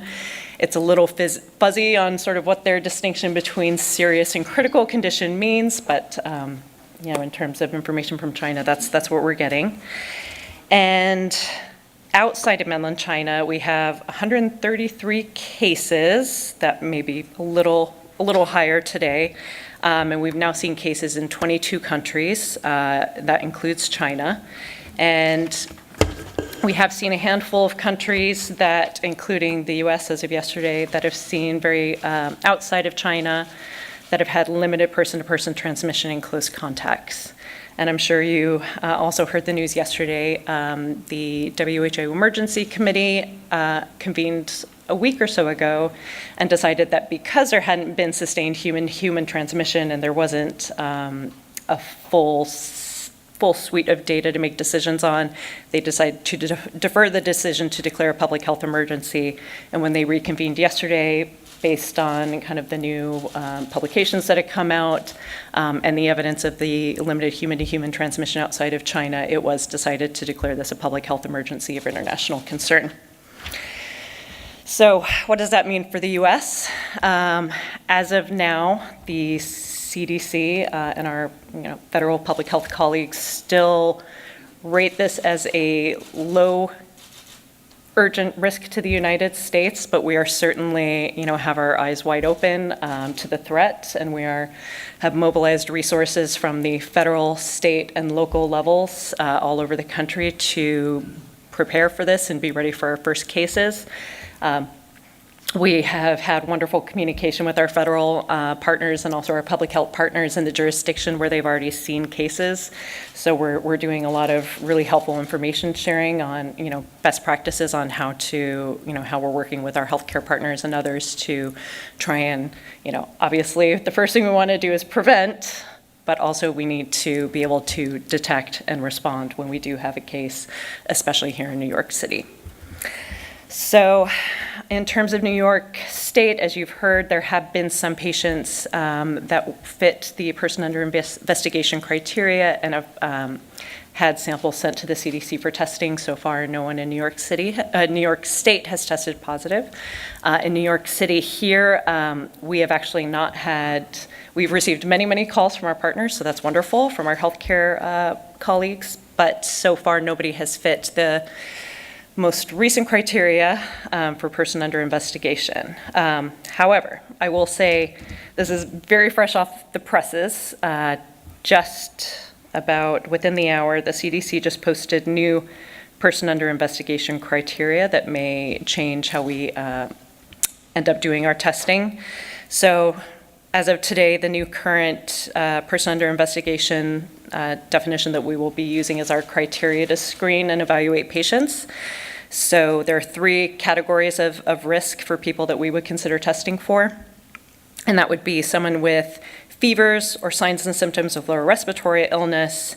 And then we would correlate if you have those symptoms and have been a healthcare worker or been in close contact with a known case in China or one of the other affected countries. And the second category is basically fever and lower respiratory symptoms, shortness of breath or cough, and then a history of travel to the Hubei province, which is where Wuhan is located. But that is not, so for the more kind of mild to moderate symptoms, we're keeping it limited to Hubei. But if you have a more serious illness that requires hospitalization, pneumonia-like symptoms, x-ray findings, et cetera, then we would consider travel to anywhere in China or having been anywhere in China as a risk factor to warrant testing and consideration for them as a PUI, person under investigation. So that is fresh off the presses. It's on the CDC website now.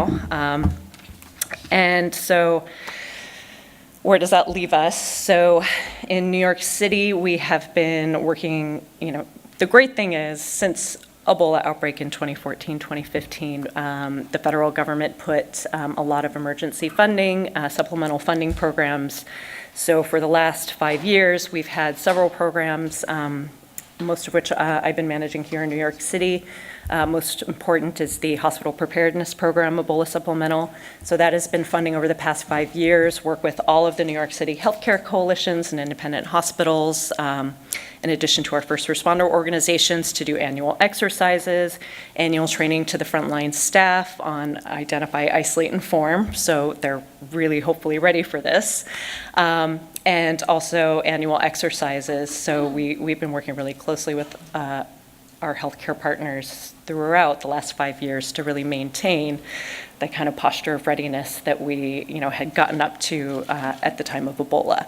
And as unfortunate as the measles outbreak was last year, that actually, I would say, inoculated our readiness. So people were really kind of already locked and loaded and ready and used to doing those, entry screenings for acutely ill patients, doing travel histories, things like that. So I think actually from my perspective as somebody that works on healthcare preparedness in my day job, I feel very confident that we are in a much better position than we were 5 years ago to, really do this prevent, detect, and respond to novel coronavirus if and when it does come to New York City.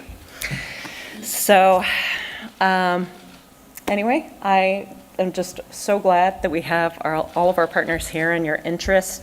We are working really hard to engage our healthcare partners. We're also working really closely to convene partners, healthcare partners, and community partners working with the Chinese communities here in New York City. But we're hopefully today, now that we have these new PUI definitions, are going to be putting out a lot more information and resources for healthcare providers on our website. So if you go to newyorkcity.gov/health, and then there will be the landing page for the coronavirus, and you'll be able to see all our new resources. But we really encourage bidirectional communication with our healthcare partners. That's really important. So if you're seeing or hearing anything concerning or anything that you want to report to us, you can always call our provider access line, and you can always, reach out to public health partners, and we really encourage, to hear from you guys on the ground what's going on. So again, thank you for your attention. Thank you very much. See you. We're going to do questions at the end. We have one more speaker, so if you can hang around there, please. Okay, the last speaker before the question and answer session is Dr. Shalita Amler, Commissioner of Health, Westchester County, New York. And yes, I believe she is related to Rob.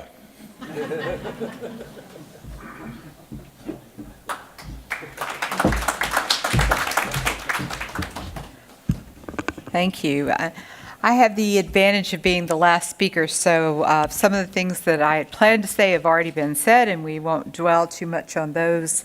So we'll just go ahead and get started so we can get you to your questions section. So I also have no conflict of interest, and want to talk about the public health system. And so for a lot of people, I know that the professionals in this room have probably had experience in dealing with their local health department, but a lot of times to the general public, when they think of public health, they think of restaurant inspectors. That's probably what they know of public health.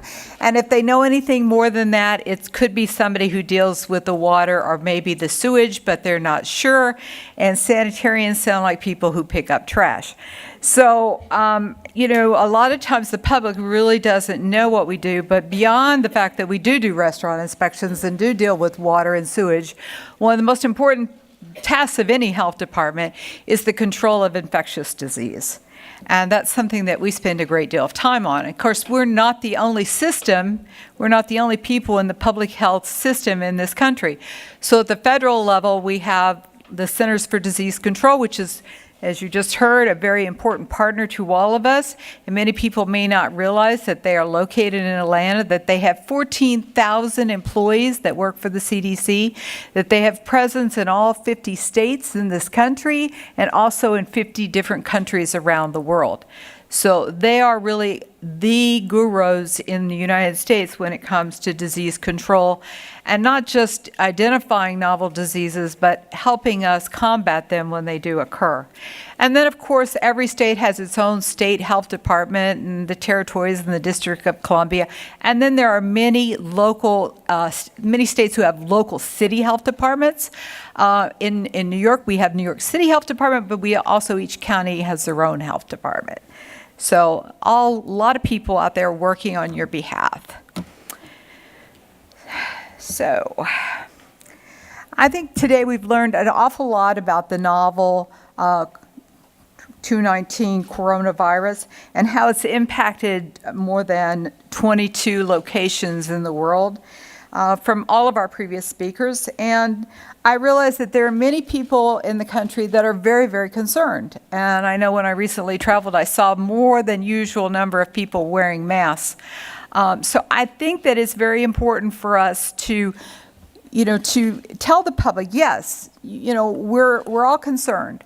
But actually in the United States at this moment in time, our risk is low. That doesn't mean we should be complacent. What it means is that we have time, and we should take that time to learn more about this disease. So the average person in the public is somewhat educated. Okay. So that means providing just-in-time education now. In the realm of public health, most of the time when I think of just-in-time, I'm thinking, educating doctors, hospitals, medical providers, dentists, anybody who'll listen in the medical community. And I think right now, CDC and the media are certainly doing an excellent job of keeping us all posted on what the latest changes have been around this. But I think that we forget that the average public really doesn't have the same understanding, and it is our responsibility to help them understand when they should be concerned and what they should be concerned about. Recently, like just yesterday, I got a call, from somebody who's had a friend, who had a relative, who knew somebody who had at one point in their life been to China. That's kind of how the story went. And they, of course, wanted to be tested. They wanted their whole family tested. And, I think most people don't realize that the only place right now that's currently doing testing in this country is CDC. They are hopeful that they will have the reagents out to their affiliated laboratories, of which we have several in the state of New York. But right now, that's not the case. So all the samples have to go to CDC. So it's really critical that only people who meet the criteria are tested. When you tell people that, they can get upset. And they don't understand why they cannot be tested or their family cannot be tested. But if we do a better job of educating them around what their real risks are, maybe we can lessen the anxiety that they feel about this. I think just like when we were dealing with measles, it was really, really important for us to tell people what they should do. And I think the most important things that we can tell the public right now is, one, this is a respiratory virus. If you haven't had your flu shot, you've heard this before, if you haven't had your flu shot, please get it. Get your family their flu shot, because that can it doesn't completely take it out of the picture, but it's much less likely that you're going to have the flu, which means you're less likely to have respiratory symptoms, which means you're less likely to feel anxious that, oh my God, do I have this new disease that they're talking about? Probably not. You probably had the flu. So that's a really important thing for people to do. You've heard about washing hands. If I could teach one thing to the public that would prevent most of the diseases that I have to deal with, it would be wash your hands. And teach your children how to wash hands. Believe it or not, most people do not have much of an idea how they really should wash their hands. And in fact, I think some people actually try to do it without getting their hands wet. So So it's really, really important that you actually use soap, it's the frictional movement of your hands that actually gets the bacteria off of your hands. So, and taking paper towel is really good. So hand sanitizer beats nothing, but you can't beat soap and water. So we really need to teach people that. In measles, when we were dealing with measles, one of the things that we did a really good job, I think, is helping people understand that if you think you have an infectious disease that could be airborne, don't just show up at the medical care provider, your urgent care, your doctor's office, your dentist's office, wherever, and tell somebody that you think that you're sick. You need to call in advance and explain to them the situation. If you have a family member that's recently traveled to the area of China of concern or has traveled to China and now has respiratory symptoms, and you need to call them and tell them so that they can be prepared to greet you in an appropriate manner. They're going to want to put that person in a negative pressure room. They're going to want to have masks. They're going to want to have their staff protected so that the staff is in PPE so that we're not making our healthcare workers sick, because believe it or not, as you probably already know, healthcare workers are probably the group that are most at risk from these kinds of things. And we need to keep our doctors and nurses healthy and at work. And so it's very important that they not be exposed to infections. So those are kind of some of the things that I wanted to talk about around that. But I think that just the fact that you must have also communication with your local health department, because we're the silent partner in a lot of things. People don't think about health departments. A lot of times doctors don't think about health departments, but we're actually a very good source of information for you. We are in constant contact with the state health department, with the federal CDC. They're always sending information down to us, and we can give you a great deal of information. In addition, at the current time, if you want a patient treated, the only way tested, the only way they're going to be tested is if your local health department works with the state, who then works with the CDC, who gets the okay to send the sample. And then we will be the people who are explaining how the sample needs to be collected, what samples need to be collected, how they should be collected, how they should be managed for shipment, how they are shipped, and we let CDC know that, that it's coming. And so all of this will work very smoothly if you are working with your health department partners. So that's a really, really important thing, I think. Health departments, we do this all the time. I mean, as you just heard, I've been in this business for 30 years. I've been a commissioner for the last 15. I can tell you, we've been through H1N1, we've been through SARS, we've been through MERS, we've been through some Legionella issues, we've been through Zika, Ebola, the several other MERS, SARS. So, endless infectious diseases that, and basically it all has worked the same way. Sometimes we have a little bit more information than other times. More information is always good. But our role in all this is basically helping the doctors understand what needs to happen, and primarily around contacts and how do we find who might be infected, and those that might be infected, how do we get them tested when there is testing, and what do we do with them until we know whether or not they're going to go on to develop disease or not. So contact tracing and follow-up is a really important part, and the doctors don't have the time to do that. They don't really have the expertise to do that, and that's something that public health, that's our bread and butter. That's what we do all the time. We're really, really good at it. We also can help if there are health measures that need to be put in place for travelers. I think you can see that CDC has been doing a lot of this already. I mean, they've been at airports, entries into the United States. They're giving out printed information to travelers. They're taking their temperature. They're making sure that they are well. And this is just an ongoing thing. And even to look at the American diplomats who were brought back into this country, they came on a plane to Alaska, and then were sent to Marsh Air Reserve base in California, where they are in, I believe, voluntary isolation for the time being. So these are all how public health interacts and tries to keep the population safe. So we've all just heard that the persons under investigation definition has changed. But if you have an individual who fits to the current person under investigation definition, then your local health department is where you need to start, or if you're in the city health department. But call us, we'll call the state, we'll work it up the chain. So let me get on here. See where I am.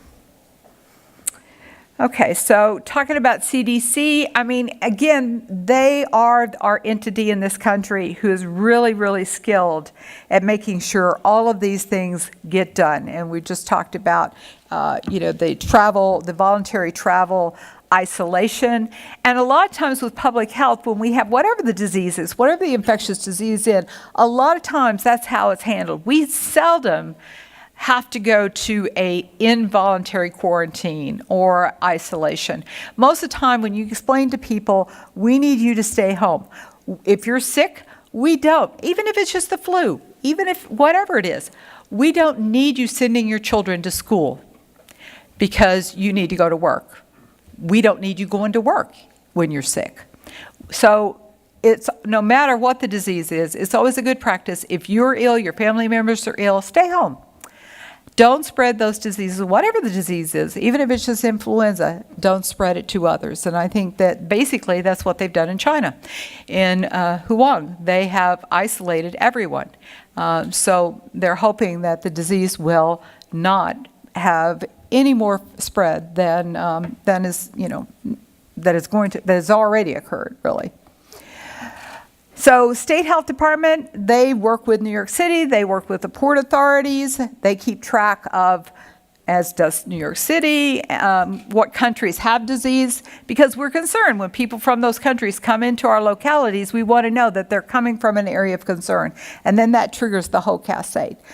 As you heard, New York City and the state and the locals all work with our health departments, our private providers. And we've been collecting histories on patients for a long time now. So there's no excuse for not getting a travel history on somebody who comes into your office or an emergency room and potentially could have this novel disease. So what are the local health department actions? Every day, local health departments across this country are calling medical providers, hospitals, urgent cares, asking questions around potential infectious diseases. This is what we do every single day. And why we do that is when we want to make sure that the appropriate testing has been done for whatever the disease of concern is, and that if there is treatment, or if there is a way to prevent it, whatever it is, through vaccinations, that those are done.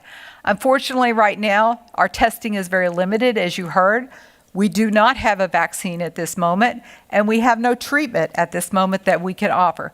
So all of that makes contact tracing and being able to identify people and keep them from exposing others the primary method for containing this particular novel disease. And so that's why it is so important that we not have ill people in the community exposing others, because I don't really have anything to offer them. I can't offer them a vaccine. I can't offer them a specific treatment. Care for this is only supportive care, as you've already heard.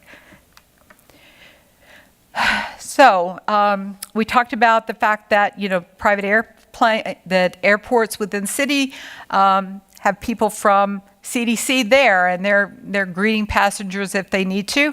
But you also have to consider that there are a lot of small airports. In Westchester, we have an airport that receives a lot of private jets from all over the world. And those people come in and they go out.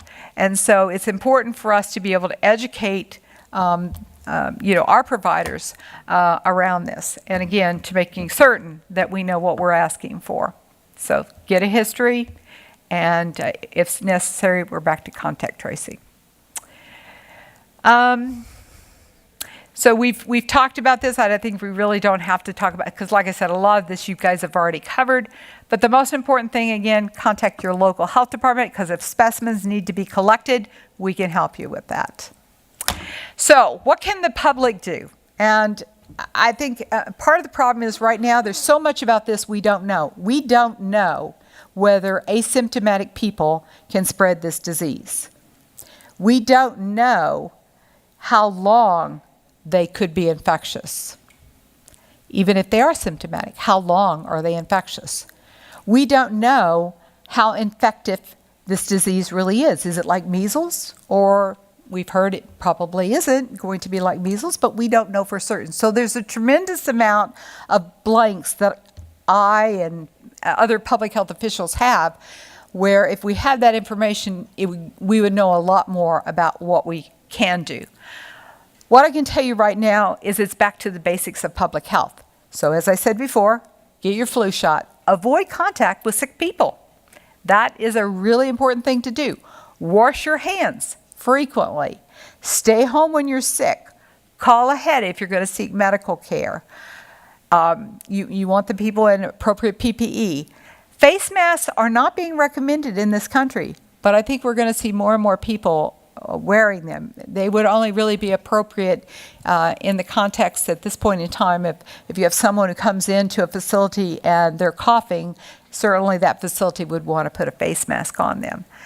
One of the other things that we frequently talk about as a health department when we're dealing with things like flu outbreaks and norovirus outbreaks in congregate care activity places is cleaning the facility.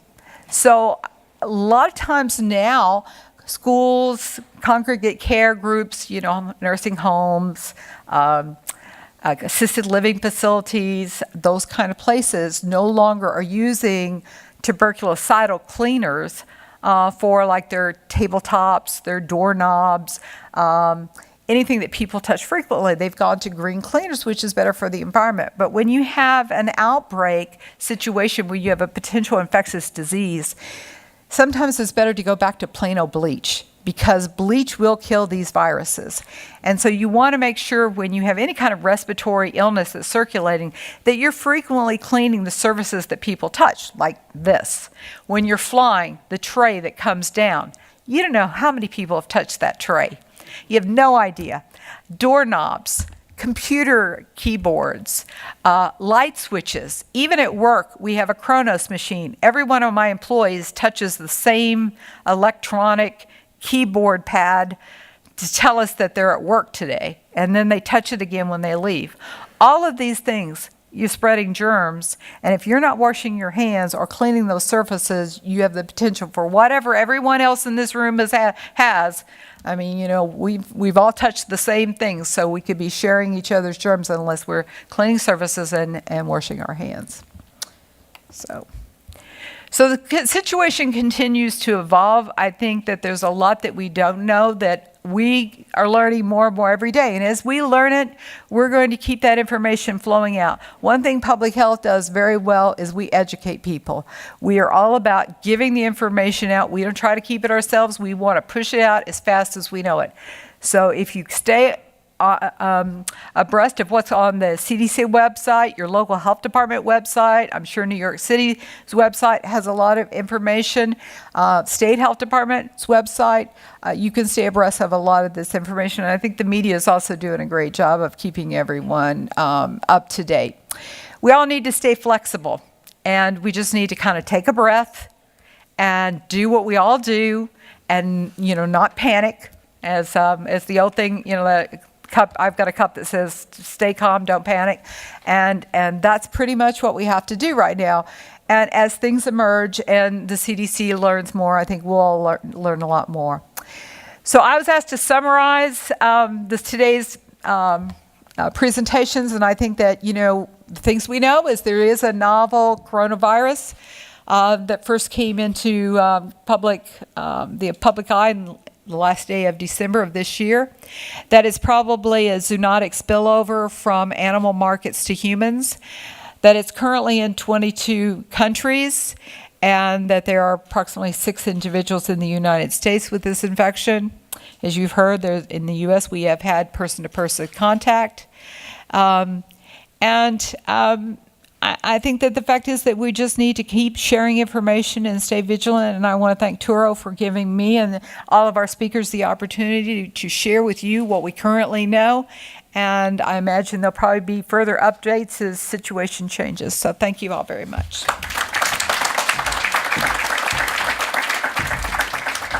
Thank you very much, and thanks to all the speakers. So just a quick couple of public service announcements, and then we'll go to a question and answer period. Dr. Foote, do you want to join us up here?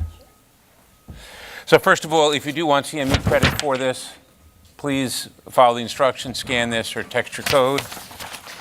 Second of all, although the effectiveness of different public health measures for the coronavirus specifically is still being debated, we did decide to get a sample hand sanitizer, so you can try not to get it today or get anything else today. So you feel free to pick this up on the way out. And with that, we'll open it to the audience for questions. Yes, please. What about domestic animals? Is that off in your own home? That's a good question. Domestic animals, cats, dogs, birds, are those a threat? With the We're going to give you a mic.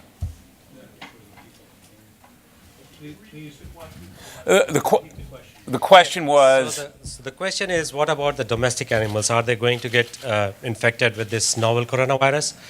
So as I said, that this is a developing situation, and we have only one publication which has analyzed the spike protein of this novel coronavirus. And it shows that it shares the common receptors with cats and monkeys, orangutans, and a lot of other. But it has not shown that it shares the same receptors with mice and rats. So it is possible if when more studies are done, it will open up that, like, what is the repertoire of this particular virus and what other different animal species can be infected. But as far as the domesticated pets, cats are in the list. So it is possible that they may. But again, like, it requires more studies and more data to show that, or experimental evidence to show that whether they are actually can get infected. Thank you. Yes.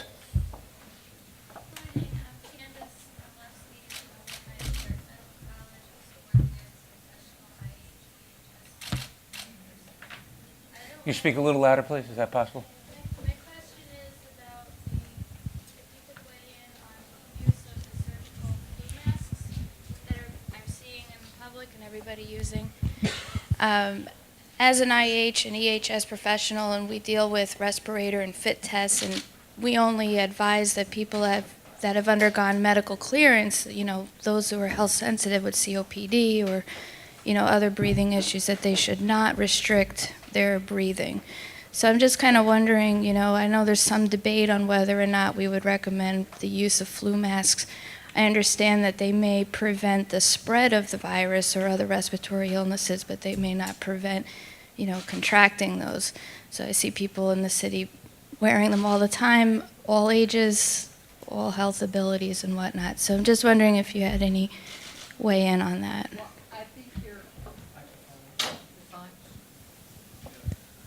Okay, well, I think you're exactly right. I mean, it's best used to prevent someone who is ill from coughing or sneezing and spreading it to the others around them. But I don't think there's a lot of data that indicates that it's beneficial to just wear it around.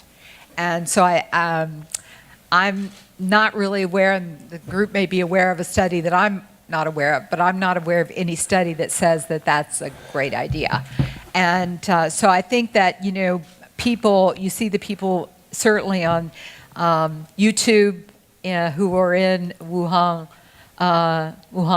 wearing them, but I think the problem is they don't know what else to do.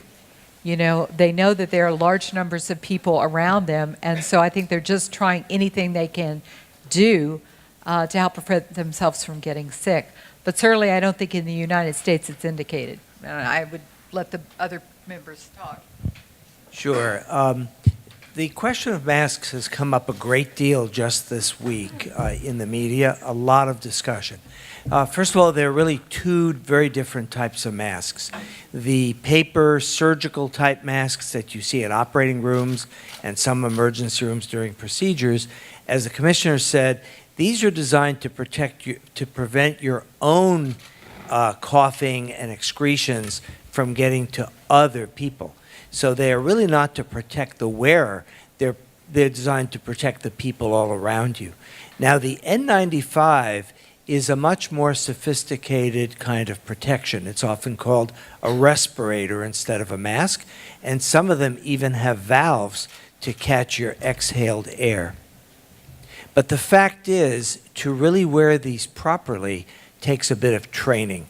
Most people who wear them do not wear them properly. In order for these to work and protect you against all the material that could be flying around you, down to about 5 microns in size, which is why they're called N95s, in order to get that level of protection, you first of all have to be an adult without a beard. I shaved during the anthrax response. You have to not be a child because they won't fit around the face of a child.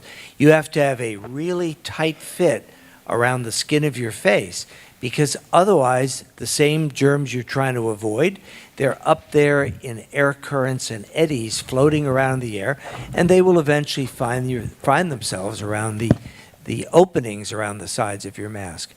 And then think about it. You're wearing this very tight respirator over your nose and mouth. For many people, including older people, this makes it difficult to breathe to the point that they're no longer comfortable. Some may actually feel dizzy or faint. And if you're trying as a healthcare provider to take care of a lot of patients, you simply cannot maintain that level of activity while you're having this limited breathing. And so you may find you have to go off into a break room, take the mask off for a while. But think about it. As soon as you touch the outside of the mask, what have you done? You've just contaminated your hands, and now you have to go back to hand washing. So again, the N95, it can be very effective under certain very well-defined conditions. But for you or me walking around out in the streets of New York, this is not as straightforward as it seems. And obviously, the longer you're wearing something like that, the more the opportunity for it to slip or open up around the sides. And this is why, for a whole variety of reasons, currently in the U.S. with the low-risk environment, no one is officially recommending masks. Thank you. Oh, yeah, and if you're really going to wear this, you have to do what's called a fit test, which somebody, while you're wearing this mask, somebody sprays something really nasty around you. It's a chemical that makes everybody cough their brains out if it gets in their mouth. And it's a test to see if that mask is really working. Believe me, I learned to shave when wearing one of those masks. Thank you. Okay. I just want to also mention that an N95 respirator, I can't think of it ever being recommended for use of the public at large. I mean, there is no situation like that. An N95 respirator is reserved for situations of high risk, which are healthcare professionals, could be persons working in rooms where it is anticipated that there might be aerosolization. But an N95 respirator is specifically for situations of high risk with appropriate fit testing before doing it. It is not recommended for use for the public at large. And the only thing recommended for the public, as Drs. Amler have already said, is when one is sick, a surgical face mask to prevent those particles from going out, but not an N95 respirator. Yes, please. Hi, thank you. We're here from the City Council Health Committee. We're the staff to it, so we work closely with Councilmember Levine. Two quick questions. First of all, given that it's respiratory, are there individuals who are more at risk, like smokers or vapors? Should there be public messaging surrounding people with compromised lungs? I mean, it's obviously from a public health perspective always good to tell people to quit smoking, but should there be more messaging surrounding that now? And number two, given that we're not totally clear about incubation or transmission, we've had a couple of questions come in about people who order packages from China. Obviously, a ton of stuff comes into the US via packages, including most of our medications. Should people be concerned about that in any way? And what messaging should we be spreading surrounding medications that come from China? So I'll start with the first question. So regarding vaping and smoking, it's always a good moment to discourage someone from vaping or smoking. You don't need coronavirus for that. As Dr. Amler has said, the only thing that should be going into your lungs is air, right? But I think, it's always an opportunity to strengthen that message. And certainly, you raise a good point. Flu season every year should be an opportunity to strengthen that message. Regarding environmental contamination, I'm going to probably pass this over to my public health colleagues, but I think in general, viruses do not have a long environmental reservoir. There are certain exceptions to that, but we would not anticipate coronavirus to be among the exceptions. But it all circles back to what Dr. Amler said as well, which is you can't be sure of everything. So something could be contaminated if you wash your hands frequently during flu season and at a time like this. That breaks the chain of transmission if you're going to get it from direct and indirect contact with something. Yeah, I mean, I would say the same thing. I would say if you have concerns, limit where you put the package, wipe the area down after you dispose of the package, and wash your hands. And I mean, that's about as good as I could recommend in our city. Yeah, I'll pass it to you in a second. As a former CDC guy, we would look at this empirically, as we did during the initial stages of the AIDS-HIV epidemic. And let's look empirically. If packages from China were really a big deal, we would not be looking at just 6 cases in the U.S. in people who had just traveled, right? We'd have all sorts of people who received packages getting sick. That's a very good common sense response. But yeah, that question has come up to us before, and actually the CDC has put out specific messaging that it shouldn't be a risk. But I mean, just kind of from the scientific virology standpoint, I mean, these are enveloped viruses. They're they're not hardy, so they're easy to sterilize. And if we're looking at just extrapolating from MERS and SARS, they only survive in ambient temperatures on surfaces for a few hours. And so, if you're getting something shipped from China in regular room temperature, ambient temperatures, then it would not survive as just from a viability standpoint, so it shouldn't be an issue.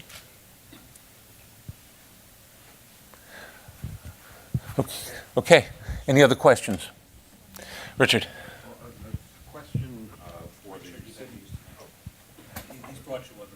A question for the city planning. If there are confirmed cases that in New York that require hospitalization, are those going to be put into a particular facility, or is the plan that they would just be hospitalized and isolated wherever they happen to be diagnosed, or would they be transferred to a particular place? Yeah, no, that's a great question, and it's something we've been discussing, kind of in a more general way, for a few years now. So the short answer is no. They would not need biocontainment in one of our, Ebola treatment units. Actually, when you're thinking about just the clinical status of patients, that seems to be able to get quite ill. So they would actually probably get better care in an airborne isolation room in an ICU than they would in a biocontainment unit. So, as of now, we are not recommending any special care spaces for this. Things evolve. So if we're really getting inundated and talking about, ICU level surge, then we may talk more about cohorting and creating larger patient care spaces, things like that. But at the moment, no. But I think if somebody showed up at a maybe not the highest level tertiary care with all kind of advanced services, we may consider on a case-by-case basis moving them to a more tertiary level of care that they could provide more advanced services. Great. Microphone, please. As we're working in the hospitals, they was teaching us yesterday in Metropolitan Hospitals, they saying, if a patient coming to you, first question you have to ask if the patient coming from China, and the second question if they have the symptoms, and you handle them the mask very fast. And they said not only China, they added 4 countries, so I'm concerning about that. They said also Thailand, Taiwan, Japan, another country I don't remember. I have to remember this country. So. Health and Hospital, yes. So we've actually corrected that.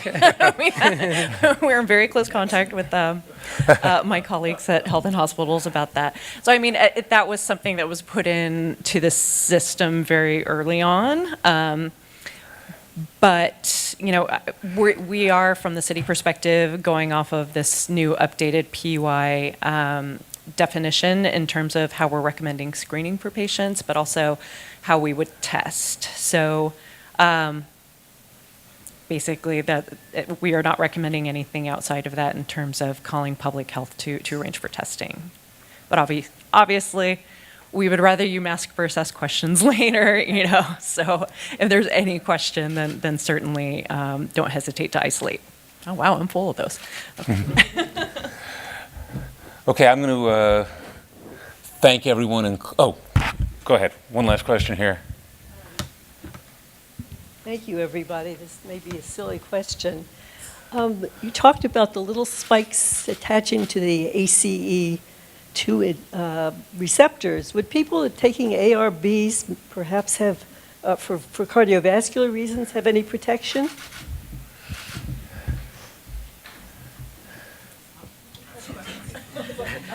Can you please repeat the second part of your question? I just wondered if people that are taking angiotensin converting enzyme receptor blockers have any protection against catching this.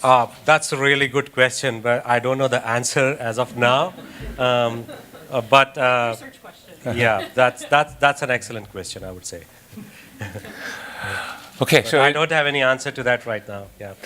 So it's been extraordinarily educational. I appreciate the input of the audience in our panel. I'm going to close with one unfair question for the panel. We've learned a lot, been relatively reassured. What are the chances you think that we have a major issue in New York City and Westchester? Anyone? A number of cases and deaths. I think we'll definitely probably see maybe a case or two. I mean, but and I think for the general public, that's going to be enough to shake people up a lot if we get a case. But I think that we have a system here that's prepared, and I think that all the right measures will be put in place, and I think we'll deal with it. Great. And I think on that note,